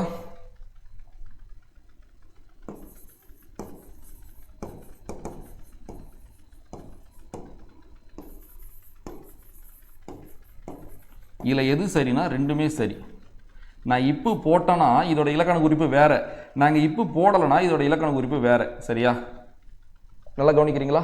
உங்களுக்கு குழப்பிடணும்னு பயமா இருக்கு. சரி, குழப்ப மாட்டேன், பார்த்துக்கலாம். ஏன்னா இதெல்லாம் ரொம்ப அப்டேட்டடாக நம்ம கற்றுக்கிறது. இப்போ கற்றுக்கலாம், ஒன்றும் தப்பு கிடையாது. இப்போ நான் சொன்ன மாதிரி 5ஆம் வேற்றுமை உருவும் பயனும் உடன் தொகுதிகளை வல்லினம் மிகும். அங்கே வல்லினம் மிகுந்திருக்கா? அப்போ அங்கே வல்லினம் மிகலனா 5ஆம் வேற்றுமை உருவு மறைந்து வந்தால் வல்லினம் மிகாது தானே? அதெல்லாம் நம்ம பார்த்தோம், அந்த ஷார்ட்கட்டில் பாக்ஸில் பார்த்தோம்ல, அங்கே பார்த்தோம்ல 5ஆம் வேற்றுமை உருவு மறைந்து வந்தால் வல்லினம் மிகாது தானே? அப்போ விழிப்புணல்ல இங்கே 5ஆம் வேற்றுமை உறுப்பு மட்டும் மறைஞ்சிருக்கு. இங்கே விழிப்புணல்ல 5ஆம் வேற்றுமை உறுப்பு மறைஞ்சிருக்கு, அதோட பயனும் மறைஞ்சிருக்கு. விழியில், சரியா? இன்னும் இல்லை 5ஆம் வேற்றுமை உருவா. விழியில் வழியும் புனல்னு சொன்னா, அப்போ வழியும் என்ற பயன் மறைஞ்சிருக்கா? இங்கே விழியில் புனல், அவ்வளோதான். சரியா? இல்ல விழியின் புனல், அவ்வளவுதான். விழியின் புனல். இது எப்படி எழுதலாம்? விழியின் புனல். அதுனா விழியின் புனல் கண்ணின் நீர்னு அர்த்தம். கண்ணோட நீர், கண்ணீர்னு அர்த்தம். அப்ப இப்பு போடலனா இது 5ஆம் வேற்றுமை தொகை. இப்பு போட்டா இது 5ஆம் வேற்றுமை உருவும் பயனும் உடன் தொக்க தொகை. அப்ப பாருங்க, ஒரு இப்புல எவ்வளவு பெரிய கான்செப்ட் இருக்கு பாருங்க. அதுக்காக தான் நம்ம பேசிக்லேருந்து ஆரம்பித்து ஃபஸ்ட்டு கிளாஸ் என்னை நிறைய பேர் டவுட் கேட்கும்போது நான் அவங்கள்ட்ட சொல்லி இந்த லிங்க்கை தான் அனுப்பிவிட்டு தான் இருக்கேன். தமிழ் இப்போ இருக்கிற பாடத்திட்டம்னா என்ன, அந்த பாடத்திட்டத்துக்கு எப்படி படிக்கணும், உயிர் எழுத்துனா என்ன, மெய் எழுத்துனா என்ன, மொழி முதல் எழுத்து, இறுதி எழுத்து, இப்படி தான் வகுப்புகள் கொண்டு வந்துட்டுருக்கோம். 10 பாட்டு புணர்ச்சி நடத்திட்டு தான் இதுக்கெல்லாம் வந்துருவோம். ஸோ இப்போ கூட நான் நீங்கள் இலை ப்ளஸை இலையைன்றது ஒரு புணர்ச்சி விதிப்படி தானே வருது. அதெல்லாம் சொல்லி கொடுத்ததுனால தான் இங்கே நம்ம வர முடியுது. அதனால் தயவு செஞ்சு கொடுத்துருக்க ஒரு 10-15 வீடியோ கிளியராக டைம் ஒதுக்கி நோட்ஸ் எடுத்துகிட்டு வந்துக்கிட்டே இருங்க. கண்டிப்பாக நம்ம கான்செப்டாக ஸ்ட்ராங் ஆகிடலாம். அவன் எப்படி வேணால் கேட்கட்டும், எங்கே இருந்தாலும் கேட்கட்டும், கான்செப்ட் ஓரியன்டாக ஒரு 75% கேட்டு தானே ஆகணும். அதிலே நம்ம மற்றவங்களை வின் பண்ணிட்டு போயிட்டே இருந்தலாம். ஸோ இதில் இருக்கிற புரிதல் அது. சரி, பார்த்துக்கலாம்.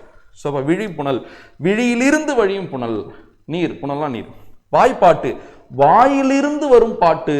கனிச்சாறு, கனியிலிருந்து பிடிந்த சாறு, கனியிலிருந்து எடுத்த சாறு, கனியிலிருந்து வரும் சாறு. உங்க விருப்பம் நீங்க எப்படின்னா சொல்லிக்கலாம். இப்படிதான் சொல்லணும், இப்படிதான் சொல்லணும்னு தான் நீங்க மனப்பாடம் பண்ண தேவையில்லை. சரியா? எல்லாத்துலயும் பாருங்களேன், எல்லாமே நீங்கள் பொருளை வருதா? விடியிலிருந்து நீர் நீங்குது, வாயிலிருந்து பாட்டு நீங்குது, கனியிலிருந்து சாறு நீங்குது. 5ஆம் வேற்றுமை நீங்கள் பொருள் வருமா? ஸோ எல்லாமே அக்யூரேட்டா செட் ஆயிருக்கும். அப்ப 5ஆம் வேற்று இதுல பாருங்க, பியூட்டியை பாருங்க. 5ஆம் வேற்றுமை உறுப்பு வெளிப்படையா வந்தாலும் வல்லினம் மிகாது. 5ஆம் வேற்றுமை உறுப்பு மறைந்து வந்தாலும் வல்லினம் மிகாது. ஆனா 5ஆம் வேற்றுமை உருவும் பயனும் உடன் தொகுத்துக்களை மிகுது பாருங்க. இதை தான் நான் கடைசி ஷார்ட் நோட்ஸ்ல உங்களுக்கு சொல்லிக் கொடுக்குறேன். சரியா? அடுத்து போயிடலாமா? 6 மட்டும் கிடையாதுன்னு சொன்னேன். 7. 7ஆம் வேற்றுமை உருவும் பயனும் உடன் தொக்க தொகையில் வல்லினம் மிகும். பாருங்க, நீர் பாம்பு. சரியா? நீரில் வாழும் பாம்பு. சரியா?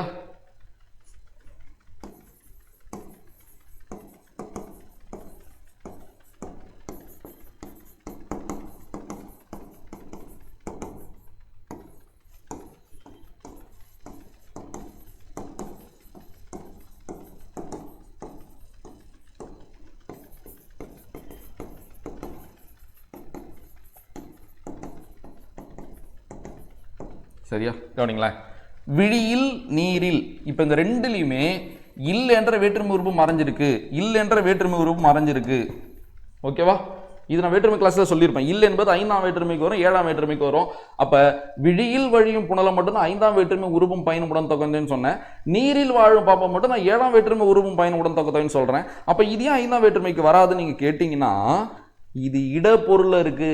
நீர் என்ற இடத்துல வாழும் பாம்பு, அது நீங்கள் பொருள் இருக்கு. விழியிலிருந்து நீர் நீங்குது. இப்பயாச்சும் புரிஞ்சுங்க, வேற்றுமை இல்லாம ஒண்ணுமே கிடையாது. வேற்றுமை இல்லாம இலக்கணமே கிடையாது. சரியா? தயவு செஞ்சு கெஞ்சி கேட்கற வேற்றுமை போய் வகுப்பை பாருங்க. சரியா? அதையே இன்னும் டெவலப் பண்ணி 2.5 மணி நேரம் 3 மணி நேரம் நடத்திருக்கலாம். ஸோ நம்ம 2 மணி நேரம் கொடுத்தா நீங்க இதை பாருங்க. அடுத்தடுத்து நான் எவ்வளோ அப்டேட் பண்ண முடியுமோ அதை அப்டேட் பண்ணி நம்ம பார்த்துக்கலாம். சரியா? ஸோ இப்போ இவ்வளோ புரிதல் இருக்கு. இது நீங்கள் பொருள், இது இடப்பொருள். ஸோ அப்போ நீர்பாம்பு இது 7ஆம் வேற்றுமை உருவம் பயணம் உடன் தொகை வல்லினம் மிகுந்திருக்கு. அது தண்ணீரில் வாழும் பாம்புன்னு வரும். சென்னை கல்லூரி, சென்னையில் உள்ள கல்லூரி, இடப்பொருள் எல்லாமே இடம் காலத்தை தான் குறிக்கும். இடம். மதுரையில் உள்ள கோவில், மலையில் வாழும் பாம்பு, மலை என்ற இடத்துல வாழும் பாம்பு, அதான் மலைப்பாம்பு. புரியுதா? இப்ப ஒரு நாள் உங்களுக்கு தொகை நிலைத்துடன் வகுப்பு நடத்துவேன். அன்னைக்கு வேற்றுமை தொகை நடத்துவேன். அன்னைக்கு 6th இருந்து 12th வரைக்கும் தமிழ் புக்கில் இருக்கிற மொத்த வேற்றுமை தொகை எடுத்துக்காட்டுக்கு நான் விளக்கம் சொல்லுவேன். சரியா? அன்னைக்கு உங்களுக்கு எல்லா இலக்கண குறிப்பும் ஈஸியாக புரிஞ்சிடும். அந்த மலை குகைனா என்ன, மலை வீடு அருவினா என்ன, மலை வீடு அருவிக்கு என்ன இலக்கண குறிப்புலாம் நான் அன்றைக்கி உங்களுக்கு சொல்லிக் கொடுத்துட்றேன். ஸோ இவ்வளோதான் விஷயம். இப்போ நான் சொன்னது தான் உங்களுக்கு ஷார்ட் நோட்ஸாக நடத்த போகிறேன். ஜஸ்ட் ஒரு PDF ஃபுல்லாக பார்த்துட்டு அந்த ஷார்ட் நோட்ஸை நடத்தி தரேன். இன்னொரு விஷயம் சொன்னேன்ல, கடினமான ஒரு 2 பாயிண்ட் இருக்குது, அதை நான் கடைசியாக சொல்கிறேன். இப்போ சொன்னால் உங்களுக்கு குழப்பம் வரும். நான் சொன்ன பாயிண்டில் ஒரு விதிவிலக்கு ஒன்று வரும்னு சொல்லியிருப்பேன், அதில் வராமையும் வரும்னு ஒரு இடம் சொல்லுவேன், அதை நான் கடைசியில் சொல்கிறேன். சரி, ரிவிஷன் பண்ணிடலாமா? ஃபஸ்ட்டு நம்ம இதை ஒரு வாட்டி பார்த்துலாம், திரும்பவும் பார்த்துட்டு வந்து ரிவிஷன் பண்ணுவோம். இதை நீங்கள் நோட்ஸ் எடுத்துக்கணும். இது நீங்கள் நோட்ஸ் எடுக்கணும். அப்போ பாருங்கள், PDF கொடுக்குறதுலாம் ஒன்றும் இல்லை, இந்த இதை நோட்ஸ் எடுக்கிறது தான் இருக்குது.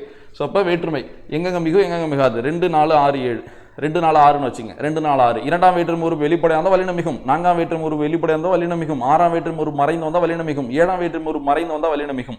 இதை வச்சு எவ்வளோ விஷயத்த சொல்லலாம் பாருங்க. இதை நீங்கள் மனப்பாடம் பண்ணால் எவ்வளோ கஷ்டம். இதை ஃபார்ம் மட்டும் நீங்கள் சொல்லிக்கிட்டே இருக்கலாம் பாருங்க. எத்தனை பாயிண்ட்? 2 3 6 7 பாயிண்ட். ஸோ அப்போ 2ஆம் வேற்றுமை ஒரு மறைந்து வந்தால் வல்லினம் மிகாது. 3ஆம் வேற்றுமை ஒரு வெளிப்படையாக இருந்தால் வல்லினம் மிகாது. 3ஆம் வேற்றுமை ஒரு மறைந்து வந்தால் வல்லினம் மிகாது. 4ஆம் வேற்றுமை ஒரு மறைந்து வந்தால் வல்லினம் மிகாது. 5ஆம் வேற்றுமை ஒரு வெளிப்படையாக வந்தால் வல்லினம் மிகாது. 5ஆம் வேற்றுமை ஒரு மறைந்து வந்தால் வல்லினம் மிகாது. ஸோ இந்த மாதிரி அந்த குறியீடை வச்சு நீங்கள் சொல்லிக்கிட்டே வந்துட்டு இருக்கலாம். சரியா? ஸோ 6ஆம் வேற்றுமை ஒரு வெளிப்படையாக வந்தால் வல்லினம் மிகாது. ஸோ இதுக்கான நம்மளுக்கான எடுத்துக்காட்டு பார்த்துட்டோம். சரியா? ஒரு 2 பாயிண்ட் அப்டேட் பண்ணணும்னு சொன்னேன் தெரியுமா? அது எந்த இடம் வேணா நான் இப்போ சொல்லிடுறேன். எந்த இடம்னா அது இது ஒரு இடம். இந்த இடத்த இப்போ நான் மார்க் பண்ணிடுறேன். இந்த கிளாஸோட எண்டில் வந்து இந்த 2 பாயிண்ட்டையும் நான் வந்து அப்டேட் பண்ணி தரேன். சரியா? நம்ம இப்போ நேரம் என்ன பார்த்தோம்? 4ஆம் வேற்றுமை உறுப்பு வெளிப்படையாக வந்தால் வல்லினம் மிகும். தப்பு இல்லை, கரெக்டு தான். 4ஆம் வேற்றுமை உறுப்பு மறைந்து வந்தால் வல்லினம் மிகாது, அது கரெக்டு தான். ஆனால் இந்த இடத்துல ஒரு விஷயம் இருக்குது. அதே போல் இங்கேயும் 6ஆம் வேற்றுமை உறுப்பு மறைந்து வந்தால் வல்லினம் மிகும். 6ஆம் வேற்றுமை ஒரு வெளிப்படையாக வந்தால் வல்லினம் மிகாது, கரெக்டு தான். பட் இந்த இடத்துல ஒரு பாயிண்ட் இருக்குது, இதை நான் லாஸ்ட்டில் சொல்லிடுறேன். சரி, PDF ரிவிஷன் பண்ணிடலாமா? நம்ம பார்த்ததெல்லாம் நம்ம ரிவிஷன் பண்ண போகிறோம். எடுத்துக்காட்டுகளுக்கு பஞ்சமே இருக்காது, எக்கச்சக்கமான எடுத்துக்காட்டு இருக்கும். இப்படி தான் இலக்கணம் படிக்கணும். எடுத்துக்காட்டுகள் தான் உங்களுக்கு கான்செப்டை புரிய வைக்கும். 2ஆம் வேற்றுமை உறுப்பு வெளிப்படையாக வந்தால் வல்லினம் மிகும். பாருங்களேன், தலையை காட்டு, தலை பிளஸை தலையை, இக்கு இருக்கா? பாடத்தை படி, என்ன கொடுத்துருக்காங்க? பாடத்தை படி, இப்போ இருக்கா? பாடம் பிளஸை பாடத்தை, அப்போ பாடத்தை. சரியா? அந்த பாடத்தைன்றது எப்படின்னா ஒன்றும் இல்லை, நீங்கள் இதெல்லாம் நீங்கள் போக போக கற்றுப்பீங்க. பாடம், அத்து, அத்து என்பது ஒரு இடைச்சொல், அவ்வளோதான். நான் தான் சொல்லியிருக்கேன்ல, இப்போ ஒரு வீடு கட்டுறீங்க, ஒரு சுவர் கட்டுறீங்க, செங்கல் கரெக்டாக வச்சுக்கிட்டே வரீங்க. சரியா? இப்போ செங்கல் இந்த மாதிரி வைக்கிறீங்க. இப்போ 2 செங்கல் வச்சுட்டேன். இப்போ இந்த இடம் எனக்கு பெண்டிங் ஆயிடுச்சு. இப்போ இந்த இடத்துல ஒரு செங்கல்லே வைக்க முடியாது. ஒரு செங்கல்லை உடச்சி நான் ஒரு சின்ன துணுக்கு இங்கே வைப்பேன்ல. சரியா? இது ஒரு முழுமையான செங்கல் கிடையாது, ஆனாலும் அதை அங்கே நான் வைக்கிறேன்ல, அது போல தான் இது ஒரு முழுமையான ஒரு சொல் கிடையாது. அந்த இடத்த எனக்கு சரி பண்ணுன்றதுனால ஒரு இடைச்சொல்லை நான் டம்மியாக பயன்படுத்திக்கிறேன். சரியா? ஸோ அவ்வளோதான். அப்போ இம்மு போயிடுமா? இதெல்லாம் நீங்கள் புணர்ச்சி விதி பார்த்துருக்கணும். அடுத்தது நான் தான் சொன்னேனே, இப்போ ட்ரெடிஷ்னலாக பாட புத்தகத்தில் இருக்க அனைத்து விதி நம்ம பார்த்துட்டோம். அப்போ அதை தாண்டி என்ன சொன்னாலும் உங்களுக்கு அது சூப்பராக அப்சர்வ் ஆகும். சரியா? பாருங்களேன், இப்போ சொல்லித்தரேன். பாட ப்ளஸ் அத்து, இங்கே டா இருக்கா, இட்டு குட்டலாவா, இங்கேயும் ஆ இருக்குது இங்கேயும் ஆ இருக்குல்ல, அப்போ 2ல் ஏதோ ஒரு ஆ போயிடும். சரியா? இந்த ஆ போய்டும்னு வச்சுங்களேன். அப்போ பாடத்து. சரியா? இப்போ என்ன இருக்குங்க? தூக்குல ஊ போயிட்டு இத்து குட்டலை, பாடத்தை. அப்போ பாடத்தைன்ற வார்த்தை எப்படி வருதுன்னு தெரிஞ்சுங்க. ஸோ பாடத்தை இப்போ ஸோ இப்போ கதவு, கதவு ப்ளஸ் ஐ, கதவை, ஐ. ஐ எல்லாருமே ஐ இருக்கு, அதை நீங்கள் புரிஞ்சுக்கணும். அந்த ஐயை நான் எடுத்தாலும் ஒரு பெயர் சொல் கிடைக்கணும், அதுதான் வேற்றுமையோட புரிதல். சரியா? தகவல்களை, தகவல் பிளஸ் கல், தகவல்கள், தகவல்கள் பிளஸ் ஐ, தகவல்களை. எனக்கு ஏதோ அங்கே ஐ இருக்கு, அப்போ அங்கே இத்து. ஐ இருந்தாலே இத்து போட்டக்கூடாது, அதான் சொல்கிறோம்ல, அந்த ஐ இரண்டாம் வேற்றுமை உருவான்னு செக் பண்ணணும். ஓகேவா? காட்சியை, காட்சி பிளஸ் ஐ, காட்சியை. படத்தை, பாரியை கண்டான், பொருளை சேர்த்தான், அவனை தடுத்தான், நிலவை பார்த்தான், நூலை படி. இதெல்லாம் நீங்கள் புரிஞ்சுக்கிட்டீங்கன்னா இந்த கிளாஸ்லாம் முடிச்சுட்டேன். திடீர்னு ஏதோ ஒரு நாள் இது தொடர்பு ஒரு கஷ்டமான கான்செப்ட் மாறிச்சுன்னா அதை ஒரு ஷார்ட்ஸாக கூட நான் கொடுக்குறேன். அப்போ இதெல்லாம் பார்த்தீங்கன்னா நீங்கள் ஷார்ட்ஸ் உங்களுக்கு ஒரு ஏதோ ஒரு தேடலுக்கு ஒரு பதிலாக கிடைக்கும்ல உங்களுக்கு. ஸோ அப்போ நூலை படி, பாலை குடி, இல்லை அந்த பாலை பாடினான், பாலை பாடினாலாம் எளிமை, அதெல்லாம் பார்த்துக்கலாம் அப்புறமேட்டு. பொருளை தேடினான். சரியா? புத்தகத்தை படித்தான், புத்தகத்தை படித்தான். புத்தகம் பிளஸ் அத்து பிளஸ் ஐ, அதே தான், இதே கான்செப்ட் வரும். அதுவும் புத்தகம் இம்மு போயிடுமா? சரியா? தா புத்த, அந்த இம்மு போயிட்டா தா நிற்குமா? ஆவத புத்தகத்து, புத்தகத்து பிளஸ் ஐ, புத்தகத்தைன்னு வரும். பையை கொடு, புலியை கொன்றான், பொருளை சேர்த்தான், பகையை துரத்து. ஸோ இந்த மாதிரி வரும். ஸோ இவ்வளோதான் விஷயம். இரண்டாம் வேற்றுமை உறுப்பு வெளிப்படையாக இருந்தால் வல்லினம் மிகும். சரியா? ஸோ ஆணித்தனமாக நான் வச்சுங்க. நான்காம் வேற்றுமை உறுப்பு வெளிப்படையாக இருந்தால் வல்லினம் மிகும். அதுக்கு எவ்வளோ எடுத்துக்காட்டு பாருங்க. எனக்கு தெரியும், எனக்கு என் பிளஸ் என பிளஸ் கு, எனக்கு. சரியா? ஸோ இப்போ இங்கே உங்களுக்கு தெரியும் இயல்பீறு விதியிரு, நிலைமொழி நீருது இயல்பாவோ விதியாவோ ஒரு உயிரெழுத்து நிற்கணும். உயிரெழுத்து நிற்குதா? நிற்கிது. காசை தாப்பா தான் வல்லொற்று மிகுமா? கா வருஷம் வந்திருக்கு, அப்போ இக்கு வரும். அப்போ எனக்குன்ற வார்த்தை எப்படி பிறக்குதுன்னு நான் பிரித்து காட்டுறேன். அப்போ எனக்கு ப்ளஸ் தெரியும், எனக்கு தெரியும். சரியா? அவனுக்கு கொடு, கூ. எப்போல்லாம் கூ வருதோ அப்போ அதுக்கு முன்னாடியும் பின்னாடியும் ஒரு ஒற்றை எழுத்து வரும். சரியா? மேக்சிமம் வந்துடும். ஸோ அப்போ அவனுக்கு பிடிக்கும், முதியவருக்கு கொடு, மெட்டுக்கு பாட்டு, ஊருக்கு செல், அவனுக்கு கொடு, எனக்கு கொடு, குழந்தைக்கு சோறு. இதை கூட நான் ஒரு எடுத்துக்காட்டுக்கும் பிரித்து விளக்கம் சொல்லிட்டு தான் வரணும்னு ஆசை. பட் நம்ம உண்மையாலுமே நான் அன்றைக்கி இந்த கிளாஸ்லேயே கடைசியில் சொல்லிடுவோம் வேற்றுமை கிளாஸில். ஸோ யூடியூப்பில் நம்ம வந்து ஒரு கட்டத்துக்கு மேலே அது கொடுக்க முடியல. சரியா? ஸோ கண்டிப்பாக ஃபியூச்சர்ஸில் நிறைய பேர் கேட்டுக்கிட்டு இருக்காங்க. ஸோ இலக்கணத்துக்குன்னே 5 இலக்கணம்னு சொல்லி ஒரு பேட்ச் போட்டு கிளியராக இதை நான் நிறுத்த போகிறது இல்லை. சரி, இதை வந்து நிறுத்திட்டு ஒரு பேட்ச் போய்டுவார். நான் அப்படி இந்த மீனிங் சொல்ல இலக்கண கிளாஸ் நான் ஏன் வந்து இப்போ கம்மியாக கொடுக்குறேன். ஸோ டெஸ்ட் நான் கொஸ்டின் எடுத்து அந்த ஒர்க்கால் தான் அப்பப்போ கொடுக்க முடியுது. கண்டிப்பாக நான் கிளாஸஸ் ரெகுலராக கொடுப்பேன். பட் ஒரு 2 மாதத்தில் இல்லை ஒரு 60 நாளில் ஒரு 70 நாளில் போட்டு 7 அழகு 5 இலக்கணத்தில் இப்போ நமக்கு 2 இலக்கணம் இருக்குது, எழுத்து சொல். சரியா? அதை டீப்பாக நடத்தி கொடுக்குற மாதிரி ஃபியூச்சரில் பார்க்கலாம். பட் உங்களுக்கு கிளாஸஸ் வந்துக்கிட்டு தான் இருக்கும். நீங்கள் இப்போயே பார்த்து இதெல்லாம் நோட்ஸ் எடுத்துங்க. ஓகேவா? ஆனால் இதை விட தாண்டிலாம் இருக்குது. நான் சொன்ன மாதிரி வேற்றுமையில் இன்னும் எவ்வளோ இருக்குது. சரியா? அவளுக்கு தா, ஸோ பீத்து. பாப்பாவுக்கு பாட்டு, பணிக்கு சென்றான், சோழனுக்கு கொடு, தோழனுக்கு கொடு, சென்னைக்கு சென்றான். அவ்வளோதான். 4ஆம் வேற்றுமை ஒரு வெளிப்படையாக வல்லினம் மிகும். அப்படி 2 4 6 வந்துட்டோமா? நீங்கள் அப்படியே அதை யோசிச்சு பார்த்துங்க. இப்போ எடுத்தோன்னே நடத்தினா உங்களுக்கு புரிஞ்சு 2 4 6. இப்போ 6ஆம் வேற்றுமை உறுப்பு மறைந்து வந்தால் வல்லினம் மிகும் தானே? பாருங்க, 6ஆம் வேற்றுமை உறுப்பு மறைந்து வந்தால் வல்லினம் மிகும். 6ஆம் வேற்றுமை உறுப்பு மறைந்து வந்தால் வல்லினம் மிகும். இதில் ஒரு விதிவிலக்கு சொல்லியிருக்கேன் பாருங்க, இதுதான் முக்கியம். 6ஆம் வேற்றுமை உறுப்பு மறைஞ்சிருந்தா வல்லினம் மிகும். ஆனால் நிலைமொழியா ஒரு அக்ரிணை இருக்கணும். நிலைமொழியா ஒரு அக்ரிணை இருக்கணும், அதுதான் முக்கியமே. ஸோ பாருங்க, புலி என்பது அக்ரிணை தானே? புலித்தோல். கிளி என்பது அக்ரிணை தானே? கிளிக்கூண்டு. புலிக்குட்டி. புலியது குட்டி, நரியது பல், வாழையது தண்டு, எருமையது கொம்பு, தேரது சக்கரம். ஸோ அப்போ இது எல்லாமே அக்ரிணை, நிலைமொழியா ஒரு அக்ரிணை. அப்போ அந்த இடத்துல மட்டும் நம்ம பாக்ஸ் பண்ண ஞாபகம் இருக்கா? சரியா? அதில் இன்னும் ஒரு பாயிண்ட் இருக்கு. அந்த பாயிண்ட் என்ன நான் இப்போ சொல்லிட்டா இந்த இடத்துல உங்களுக்கு கண்டிப்பாக புரியும் நான் நினைக்கிறேன். 6ஆம் வேற்றுமை உருவு மறைந்து வந்தால் வல்லினம் மிக நான் சொன்னேன். ஆனால் அது எப்போனா நிலைமொழியா ஒரு அக்ரிணை வர்றப்பதான். இதே நிலைமொழியா ஒரு உயர்திணை வந்தா வல்லினம் மிகாது. புரியுதா? பாருங்க. சரி, டிக்கு இன்ட்டு போட்டால் உங்களுக்கு அந்த டிக்கு இன்ட்டு கூட குழப்பம் வரும். அப்படியே சொல்லிடுறேன். 6ஆம் வேற்றுமை உறுப்பு மறைந்து வந்தால் வல்லினம் மிகும். ஓகே, ஸ்டேட்மெண்ட் கொடுத்தா ஓகே எடுத்துருங்க. பட் நீங்கள் கான்செப்டை அப்ரோச் பண்ணும்போது மறைஞ்சிருக்கு தான், ஆனால் அக்ரிணையாக இருந்தால் அங்கே வல்லினம் போட்டுங்க. சரியா? சும்மா சொல்கிறேன், இத்து போடுறேன். ஆனால் இங்கே உயர்திணையாக இருந்தால் இத்து போடக்கூடாது. இப்போ எடுத்துக்காட்டுக்கு புலித்தோல், கண்ணகி கண், புலியது தோல், கண்ணகியது கண். இங்கே 2லையுமே 6ஆம் வேற்றுமை மறைஞ்சிருக்கு. அப்போ வல்லினம் மிகுமா மிகாதானா, அக்ரிணையாக இருந்தால் மிகும், உயர்திணையாக இருந்தால் மிகாது. இதுதான் விஷயம். அப்படியே அந்த இடத்த நம்ம அந்த இடத்துல அப்டேட் பண்ணிட்டு வந்துடலாம். நீங்களும் இந்த பேஜை நீங்கள் நோட்ஸ் எடுத்துக்கணும். நான் சொன்னால இங்கே ஒரு பாக்ஸ் போட்டேன்னா இந்த பாக்ஸுக்கு நான் விளக்கம் சொல்கிறேன்னு சொன்னேன், 2 பாக்ஸுக்கும் அதில் ஒரு பாக்ஸுக்கு விளக்கம் சொல்கிற நேரம் இதுதான். இப்போ சொல்லிடுறேன் சரியா. அதே எடுத்துக்காட்டு இந்தாண்ட எழுதிடுறேன். கண்ணகி கண். ஸோ இங்கே மிகாது, இங்கானா மிகுந்திருக்கு. ஏன்னா இது ஒரு அக்ரிணை. இப்படி அம்புக்குறி கீழே போகிறேன், நான் அப்படி தான் படிப்பேன். கீழே அம்புக்குறி போட்டால் அக்ரிணை தாழ்ந்த திணை, மேலே அம்புக்குறி போட்டால் அது உயர்ந்த திணை. அப்போ 6ஆம் வேற்றுமை உறுப்பு மறைந்து வந்தால் வெளியின மிகவும் நம்ம படித்தோம்ல, அதுக்குள்ள புரிதல், அதுக்குள்ள ஒரு சப் டாபிக் என்னன்னா, நிலைமொழியாக ஒரு அக்ரிணை இருந்தால் வெளியின மிகும், நிலைமொழியாக ஒரு உயர்திணை இருந்தால் வெளியின மிகாது. இந்த பாக்ஸுக்கு நான் அடுத்த விளக்கம் வந்து சொல்கிறேன். சரி, அடுத்து போயிடலாமா. 7ஆம் வேற்றுமை தொகையில் வல்லினம் மிகும் பார்த்தோம்ல. தொகையில் மறைந்து வந்தால் எல்லாம் ஒன்று தான். 7ஆம் வேற்றுமை உருவம் மறைந்து வந்தால் வல்லினம் மிகும், 7ஆம் வேற்றுமை தொகையில் வல்லினம் மிகும். குடி பிறந்தார், நான் சொல்ல குடிக்கண் பிறந்தார், உயர்ந்த குடி என்ற இடத்தில் பிறந்தார், அதுக்கான எடுத்துக்காட்டு. ஸோ அப்போ எங்கெங்கெல்லாம் வல்லினம் மிகும் நம்ம பார்த்துருக்கோம். 2 வெளிப்படையாக வந்தால் வல்லினம் மிகும், 4 வெளிப்படையாக வந்தால் வல்லினம் மிகும், 6 மறைந்து வந்தால் மிகும், 7 மறைந்து வந்தால் மிகும். இதில் 6 உயர்தினியாக வந்தால் மிகாது, அக்ரிணியாக வந்தால் மிகும். அவ்வளோதான். அடுத்து போயிடலாமா. அடுத்து மிகாயிடம். இப்போ மிகாமிடம் பார்க்க போகிறோம். பார்க்கலாமா. 2ஆம் வேற்றுமை உருவம் மறைந்து வந்தால் வல்லினம் மிகாது. அதான் நம்ம பார்த்தோமே. இலையை பறித்தான், இலையை பறித்தேனோ பறித்தானோ, இங்கே ஐ மறைஞ்சிருக்கு, அப்போ அங்கே வல்லினம் போடக்கூடாது. இலையைன்னு சொல்கிறேன்ல, அப்போ இங்கே வல்லினம் இங்கே வல்லினம் போடக்கூடாது. ஸோ இப்போ காயை நான் வந்து விரிவாக சொல்லிடுறேன். காயை தின்றேன், நாட்டை கண்டான், கூடை கட்டு, கூட்டை கட்டு, கூடு பிளஸை கூட்டைன்னு வரும் சரியா, தன்னூற்று இரட்டல். தமிழை கற்றார். அப்போ இதுதான், இது நிறைய விஷயம் சொல்லிட்டு போகணும்னு ஆசை. இப்போ இழு உடம்படு மெய், நீங்கள் இது மெய் மயக்கம்னு ஒன்று பார்த்துருப்பீங்க. உடல்நிலை மெய் மயக்கம், வேற்றுநிலை மெய் மயக்கம், ஈரோற்று மெய் மயக்கம். உடல்நிலை மெய் மயக்கம் இ இரு இழு, வேற்றுநிலை சரி உடல்நிலை மெய் மயக்கம் இக்கு இச்சு இத்து இப்பு,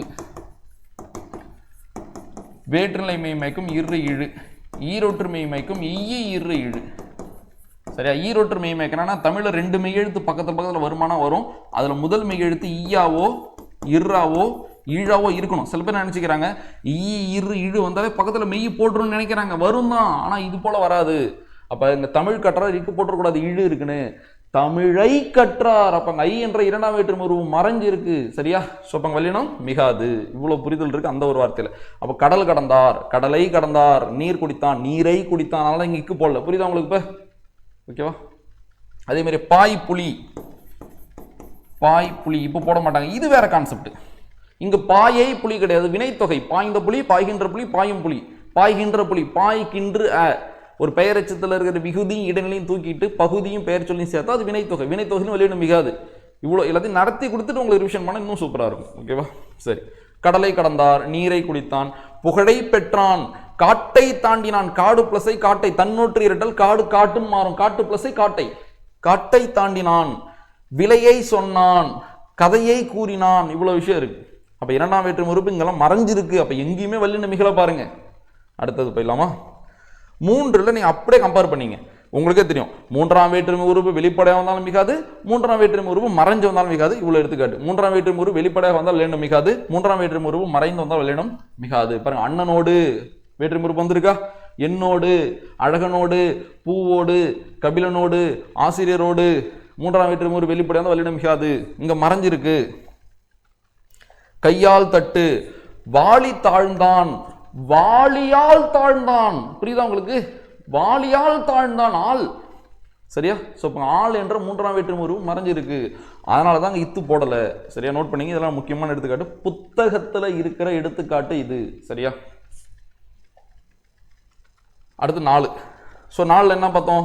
4ஆம் வேற்றுமை உருவம் வெளிப்படையாக வல்லினம் மிகும், 4ஆம் வேற்றுமை உருவம் மறைந்து வந்தால் வல்லினம் மிகாது. ஸோ 4ஆம் வேற்றுமை உருவம் மறைந்து வந்தால் வல்லினம் மிகாது. வீடு சென்றால். இதில் தான் இப்போ நம்ம ஒரு விஷயத்தை பார்க்க போகிறோம். இன்னொரு பாயிண்ட் எக்ஸ்ட்ரா இருக்குன்னு சொன்னால அது என்னன்னு நாங்கள் சொல்லிடுறோம் சரியா. இதுதான் இந்த டாப்பிக்கில் கொஞ்சம் உருத்திரமாக இருக்கும். 4ஆம் வேற்றுமை உருவு வெளிப்படையாக வந்தால் வல்லினம் என்ன பண்ணும்? மிகும். இதே 4ஆம் வேற்றுமை உருவு மறைந்து வந்தால் வல்லினம் அது மிகாது. அதான பார்த்தோம். பெரும்பான்மையாக மிகாது, சில இடங்களில் அருகி மிகும். சில இடங்களில் அருகி மிகும்னா என்னன்னா, நிலைமொழி ஒரு அக்ரிணையா இருந்தா. இப்போ உங்களுக்கு தோணும், சார் அப்போ வீடு என்பதும் அக்ரிணை தானே, அது உயிர் இல்லை தானே, அது ஒரு உயிரற்ற பொருள் தானே. ஆமாம், கரெக்டாக நான் தான் இப்போ சொன்னேன். பெரும்பான்மையாக மிகாது. இதை நாங்கள் சொல்லாமல் கூட போயிருக்கலாம். ஏன் சொல்கிறேன்னா, எப்பெல்லாம் குழப்பம் வருதோ அப்போ நம்ம அடுத்த கட்டத்துக்கு போகிறோன்னு அர்த்தம். சரியா? ஸோ இப்போ நான்காம் வேற்றுமை உறுப்பு வெளிப்படையாக வல்லினம் மிகும், இதில் மாற்று கருத்தே இல்லை. ஸ்டேட்மெண்ட் கொடுத்தா நீங்கள் அப்படி தான் எடுக்கணும். நான்காம் வேற்றுமை மறைந்து வந்தால் வல்லினம் மிகாது, வல்லினம் மிகாது, வல்லினம் மிகாது. ஆனால் இதுக்குள்ள ஒரு கெஸ்ட்டாக ஒரு பாயிண்ட் சொல்கிறேன். பெரும்பான்மையாக மிகாது, சிறுபான்மையாக அருகி மிகும். எப்போனா நிலைமொழியாக சில அக்ரிணை. இப்போ கூலி தொழில் இத்து போடலாம். சரியா? ஸோ இப்போ கூலிக்கு செய்யும் தொழில்னு சொல்லலாம்.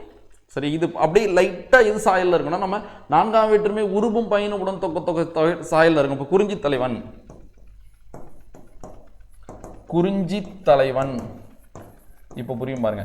குறிஞ்சிக்கு தலைவன் இங்கே இத்து வருதா, குறிஞ்சிக்கு தலைவன் இத்து வருதா? இந்த பாயிண்ட்டுக்கு நான் எடுத்துக்காட்டு லாஸ்ட்ல வச்சிருக்கேன். நான் அப்போ காட்டுறேன். அப்போ நம்ம இதை அப்டேட் பண்ணிக்கலாம். அப்போ அந்த பாயிண்ட் கூட உங்களுக்கு ஈஸியாக இருந்துச்சு. எந்த பாயிண்ட்?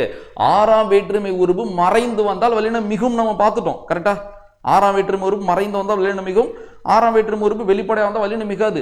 அந்த மறைஞ்சு வந்தால் வல்லினம் மிகுது இல்லை. அப்போ நிலைமொழியா ஒரு அக்ரிணை இருந்தால் மிகும், உயர்தனி இருந்தால் மிகாது. இதை கூட நான் உங்களுக்கு சொல்லி புரிய வச்சிருந்தேன். இப்போ நான் சொல்ற பாயிண்ட் என்னன்னா, நான்காம் வேற்றுமை உறுப்பு வெளிப்படையாக வந்தால் மிகும், நான்காம் வேற்றுமை உறுப்பு மறைந்து வந்தால் மிகாது. மிகாது தான் அருகி மிகும். எப்போனா நிலைமொழியாக சில அக்ரிணை. அதுக்கு எடுத்துக்கிட்டு இந்த குறிஞ்சி தலைவனை சொல்றேன். இது போல நான் சில எடுத்துக்காட்டு உள்ள வச்சிருக்கேன். நான் அதை அப்புறம் சொல்லித்தரேன். சரி, இதையும் அப்படியே அந்த இடத்துல போய் அப்டேட் பண்ணிட்டு வந்துடலாமா? கவலைப்படாதீங்க. இது ரெண்டு தான் நான் சொன்ன மாதிரி. இந்த ரெண்டையும் நான் புரிய வைக்கிறேன். இந்த இடத்துல தான் குறிஞ்சி தலைவன். அப்படி நீங்கள் எதை படித்தாலும் இந்த ரெண்டு பாயிண்ட் நான் வச்சுக்கணும். ஆறாம் வேற்றுமை உறுப்பு மறைந்து வந்தால் வல்லினம் மிகும், நிலைமொழியாக அக்ரிணை இருந்தால், ஆனால் நிலைமொழியாக உயர்தினை இருந்தால் மிகாது. நான்காம் வேற்றுமை உறுப்பு மறைந்து வந்தால் வல்லினம் மிகாது, ஆனால் மிகாது தான் சில நேரத்தில் மிகும், சில நேரத்தில் மிகும். இந்த எடுத்துக்காட்டு குறிஞ்சி தலைவன். இவ்வளோதான். இதுக்கு மேலே நான் இதையும் அப்டேட் பண்ண போகிறதில்ல. இவ்வளோதான். இதை நம்ம தெளிவாக பார்த்து ரிவிஷன் பண்ணிட்டா போதும். அடுத்து 5 போயிடலாமா? 5க்கும் அதே தான் கதை. 5 வெளிப்படையாக வந்தாலும் மிகாது, 5 மறைஞ்சு வந்தாலும் மிகாது. எடுத்துக்காட்டு பாருங்க. மரத்திலிருந்து பரி, இருந்து 5ஆம் வேற்றுமை சொல்லுருப்பா. வீட்டிலிருந்து பார்த்தான். சரியா? அவ்வளோதான். ஸோ அவங்க வல்லினம் மிகாது. 5ஆம் வேற்றுமை உறுப்பு வெளிப்படையாக வந்திருக்கு. வேற்றுமை உறுப்பு சொல்லுருப்பு எது வந்தாலும் ஓகே தானே? அடுத்து இங்கே பாருங்களேன். கரை பாய்ந்தான். இங்கே 5ஆம் வேற்றுமை உறுப்பு மறைஞ்சிருக்கு. கரையிலிருந்து பார்த்தான் தானே வரும். அடுத்தது பாருங்க. 6ஆம் வேற்றுமை உறுப்பு வெளிப்படையாக வந்தால் வல்லினம் மிகாது. 6ஆம் வேற்றுமை உறுப்பு மறைஞ்சு வந்தால் வல்லினம் மிகுந்துச்சு. வெளிப்படையாக வந்தா மிகாது. பாருங்க. எனது சட்டை, குரங்கினது குட்டி, உரிமை குரங்கோட குட்டி, எனது புத்தகம். இப்போ போல பாருங்க. சரியா? அவ்வளோதான். நம்ம உருவம் பயனுடன் தொகையை பார்த்தாச்சு. இப்போ திரும்ப சொல்றேன். நம்ம திரும்ப அதே ஸ்ட்ரக்சருக்கு வந்துடலாம். இதை உங்களால் ஃபார்ம் பண்ண முடிஞ்சா உங்களுக்கு கண்டிப்பாக ஆன்சர் வந்துடும். எக்ஸாமில் நீங்கள் மார்க் எடுத்துலாம். இதை நீங்கள் ஃபார்ம் பண்ணணும். 2 4 6 2 4 6. இப்போ நான் இதே போல் நீங்கள் ஃபார்ம் பண்ணிட்டீங்கன்னா தப்பிச்சிடலாம். இப்போ 2க்கும் 4 நடுவில் 3, 4க்கு நடுவில் 5. இவ்வளோதான். உருபம் பயணம் உடன் தொகை பொறுத்த வரைக்கும் 2 3 4 5 6 7. இவ்வளோதான் இன்றைய வகுப்போட ஷார்ட் நோட்ஸ். இதுதான். இதை வச்சு நான் என்ன பாயிண்ட் சொல்கிறேன் பாருங்க. 2ஆம் வேற்றுமை உறுப்பு வெளிப்படை வந்தால் வல்லினம் மிகும், 4ஆம் வேற்றுமை உறுப்பு வெளிப்படை வந்தால் வல்லினம் மிகும், 6ஆம் வேற்றுமை உறுப்பு மறைந்து வந்தால் வல்லினம் மிகும், 2ஆம் வேற்றுமை உறுப்பு மறைந்து வந்தால் வல்லினம் மிகாது, 3ஆம் வேற்றுமை உறுப்பு வெளிப்படை வந்தால் வல்லினம் மிகாது, 3ஆம் வேற்றுமை உறுப்பு மறைந்து வந்தால் வல்லினம் மிகாது, 4ஆம் வேற்றுமை உறுப்பு வெளிப்படை வந்தால் மறைந்து வந்தால் வல்லினம் மிகாது, 4ஆம் வேற்றுமை உறுப்பு மறைந்து வந்தால் வல்லினம் மிகாது, 5ஆம் வேற்றுமை உறுப்பு வெளிப்படை வந்தால் வல்லினம் மிகாது, 5ஆம் வேற்றுமை உறுப்பு மறைந்து வந்தால் வல்லினம் மிகாது, 6ஆம் வேற்றுமை உறுப்பு வெளிப்படை வந்தால் வல்லினம் மிகாது. இதை நீங்க மனப்பாடம் பண்றது எவ்வளவு கடினம். இதை ஃபார்ம் பண்ணிட்டீங்கன்னா உங்களுக்குள்ள அது இருக்கிற மாதிரி தான். இது என்ன கஷ்டமா? ஈஸியான ஃபார்ம் பண்ணியிருக்கோம். அடுத்து இங்கே வாங்க. அதேதான். உருபம் பயணம் உடன் தொகை தொகை. 6ஆம் வேற்றுமை உருபம் பயணம் உடன் தொகை தொகை தவிர்த்து மற்ற எல்லா உருபம் பயணம் உடன் தொகை தொகையில் வல்லினம் மிகும். அவ்வளோதான் விஷயம். இதை தான் நான் சொன்ன மாதிரி அப்டேட் பண்ணி இப்போ நான் ஒரு சின்ன ஷார்ட் நோட்ஸாக எழுதுறேன். அதோட ஃபைனல் முடிச்சிடலாம். பார்க்குறீங்களா?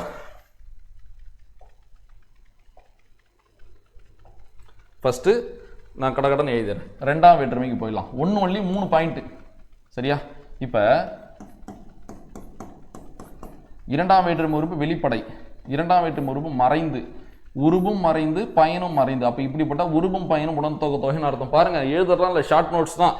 டிக் அடிச்சா இங்க 2ன்னு போட்டேன். 2ஆம் வேற்றுமை இன்ட்டு போட்டா சரி, டிக் அடிச்சா 2ஆம் வேற்றுமை உறுப்பு வெளிப்படையா வந்தான்னு அர்த்தம். அதாவது 2ஆம் வேற்றுமை தொகாநிலை தொடர்னு அர்த்தம், 2ஆம் வேற்றுமை விரின்னு அர்த்தம், 2ஆம் வேற்றுமை உறுப்பு வெளிப்படையா வந்திருக்குன்னு அர்த்தம். இன்ட்டு போட்டா 2ஆம் வேற்றுமை உருவம் மறைஞ்சிருக்குன்னு அர்த்தம், அதாவது 2ஆம் வேற்றுமை தொகைன்னு அர்த்தம். 2 இன்ட்டு போட்டிருந்தா உருபும் பயனும் உடன் தொகை தொகைன்னு அர்த்தம். இப்போ இதுல எங்கெங்க மிகும் எங்கெங்க மிகாது அவ்வளவுதான். பார்க்கலாமா? 2ஆம் வேற்றுமை உறுப்பு வெளிப்படையா வந்தா மிகும், 2ஆம் வேற்றுமை உருவம் மறைஞ்சிருந்தா மிகாது, 2ஆம் வேற்றுமை உருபும் பயனும் உடன் தொகை தொகையில மிகும். இப்போ புரியுதா உங்களுக்கு எப்படி எக்ஸாம் நாளைக்கு கொஸ்டின் கேட்பான்னு ஸ்டேட்மெண்ட்டாகவே கேட்டிருப்பான். இப்போ ஆப்ஷன் ஏ பி சி டின்னு வச்சிருவான். தவறானது எதுனா நீங்கள் எடுக்க முடியல. இப்போ இவ்வளோதான் விஷயம். அடுத்து 3க்கு போயிடலாமா? 3ஆம் வேற்றுமை திரும்ப அதே தான்.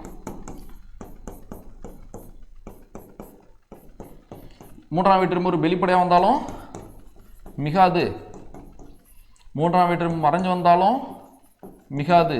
ஆனால் 3ஆம் வேற்றுமை உருவம் பயனுடன் தொக்க தொகையில் மிகும். இப்போ புரியுதா?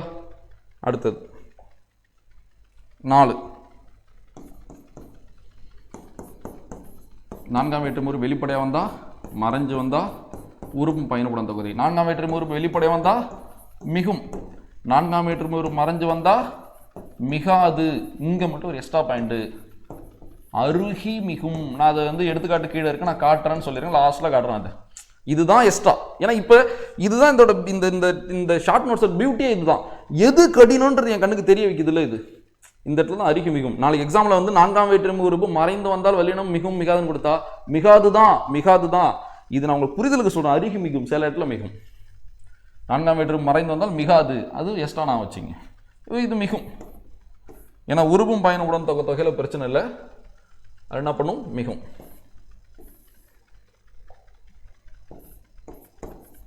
நான்காம் வேற்றுமை உருவும் பயனுடன் தொகையில் மிகும். அடுத்து 5 போயிடலாமா? 5. 5ஆம் வேற்றுமை உறுப்பு வெளிப்படை வந்தாலும் மிகாது, மறைஞ்சு வந்தாலும் மிகாது. ஆனால் உருவும் பயனுடன் தொகையில் மிகும். இதுக்கு பார்த்தீங்கன்னா நீங்கள் எடுத்துக்காட்டி எழுதி வச்சுன்னா இன்னும் சூப்பராக இருக்கும். மிகாது ஆனால் மிகும். அப்படியே 3 5 பாருங்க சேமாக இருக்கும். மிகாது மிகும், அப்படியே வந்திருக்கா?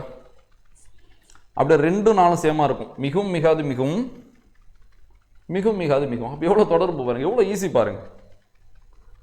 நம்ம வாழ்க்கையே போட்டி தேர்வு ஆனதுக்கப்புறம் விடவே கூடாது. என்னென்னலாம் முடியுமோ பார்க்க வேண்டியதான் நம்ம பாட்டோம். அடுத்து 6.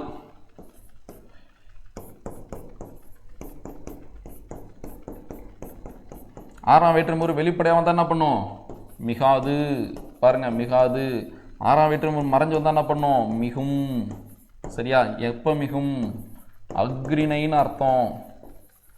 அக்ரிணை வந்தா மிகும். கீழே எழுதுறேன். அக்ரிணை வந்தா மிகும், உயர்திணை வந்தா மிகாது. இதுதான் நான் கடைசி நான் இப்போ சொன்னதை இப்போ முடிச்சுட்டேன். 2 எக்ஸ்ட்ரா பாயிண்ட் சொல்கிறேன். அந்த 2 பாயிண்ட் இங்கே நான் நோட் பண்ணியிருக்கேன். சரியா? 4ல் 1 6ல் 1 அதுக்கான பாயிண்ட்டை நான் கடைசியாக வச்சுருக்கேன். நான் காட்டுறேன். 6ஆம் வேற்றுமை உறுப்பும் பயனுடன் தொகை இதுக்கு பாயிண்டே கொடுத்துருக்க மாட்டாங்க, அதாவது மிகாது. அடுத்து 7.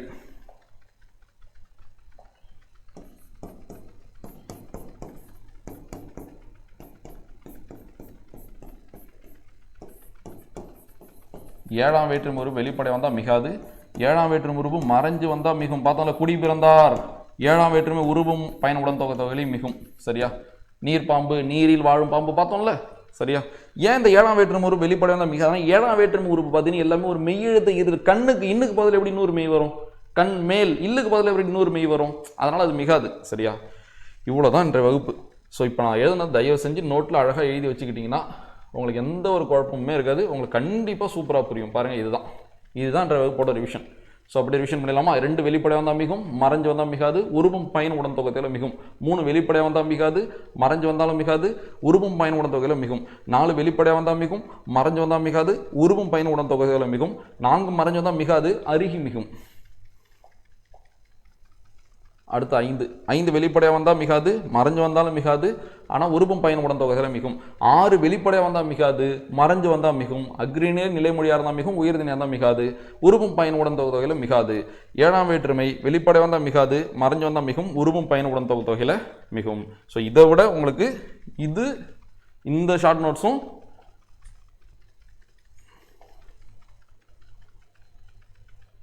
இதே இருக்கு. இந்த ஷார்ட் நோட்ஸும் இதை மட்டும் விட்டுறாதீங்க. ஸ்க்ரீன்ஷாட் எடுத்து கிளியராக நோட்ஸ் எடுத்துங்க. இதுதான் இன்றைய வகுப்பு. ஸோ இதுதான் நீங்கள் கிளியராக நான் வச்சுக்கோங்க. இதை மட்டும் விட்டுறாதீங்க, இதை மட்டும் கொஞ்சம் நோட்ஸ் எடுத்துக்கங்க. சரி, ஓகே. ஃபுல் ரிவிஷன் அப்படியே பண்ணிவிட்டா அந்த 2 பாயிண்ட்டை சொல்லிடுறேனே, அது 2 பாயிண்ட்டை பார்த்துடலாமா? கடைசியாக கொண்டு வந்து வச்சுருக்கேன். அதை இந்த டாப்பிக்கோட எண்டில் இருக்கும் பாருங்கள். இந்த 2 பாயிண்ட் தான் அது. இப்போ இந்த பாயிண்ட்டை காட்டிட்டு நான் அந்த இடத்துக்கு வரேன். இதுதான் இந்த 2 பாயிண்ட் உங்களுக்கு உறுத்திருமோன்னு தான் நான் அதை கடைசியாக வச்சிருக்கேன். 4ஆம் வேற்றுமை உறுப்பு மறைந்து வந்தால் வல்லினம் மிகவும் சொல்லிட்டேன் பாருங்க இங்க. அதனால இதை நீங்கள் தயவு செஞ்சு ஒரு பாயிண்டாக எடுத்துக்காதீங்க, இதை அப்டேட் பண்ணுற மாதிரி வச்சுங்க. 4ஆம் வேற்றுமை உறுப்பு வெளிப்படையாக வந்தால் வல்லினம் மிகும், 4ஆம் வேற்றுமை உறுப்பு மறைந்து வந்தால் மிகாது. ஆனால் நான் என்ன சொல்லிட்டேன், 4ஆம் வேற்றுமை மறைந்து வந்தால் மிகும்னு சொல்லியிருக்கேன். அதுக்கப்புறம் கீழே கொடுத்துரும் பாருங்க, பெரும்பாலும் மிகாது, அருகி மிகும், நிலைமொழியாக அக்ரிணை பெயர் வந்தால். சரியா? ஸோ பாருங்க, கூலித்தொழில், கூலிப்படை, கூலிக்கு படை, குறிஞ்சிக்கு தலைவன், படைக்கு தளபதி, இது போல சில சொற்கள் இந்த சொற்கள் மட்டும் கூட நீங்க நான் வச்சுங்களேன். ஆனா அந்த பாயிண்ட ஸ்டேட்மெண்ட் கொடுத்தா தப்புன்னு எடுத்தணும் சொல்லிட்டேன். ஓகேவா? அடுத்து இது பாருங்களேன், 6ஆம் வேற்றுமை தொகையில் வல்லினம் மிகும் தானே பார்த்தோம். ஆனா அங்க மிகாது. எப்ப மிகும்? அக்ரிணை நிலைமொழியா வந்தா மிகும், உயர்திணை வந்தா மிகாது. கொடுத்துட்டு பாருங்க, நிலைமொழியாக உயர்திணை வந்தால் பாருங்க, எடுத்துக்காட்ட பாருங்க.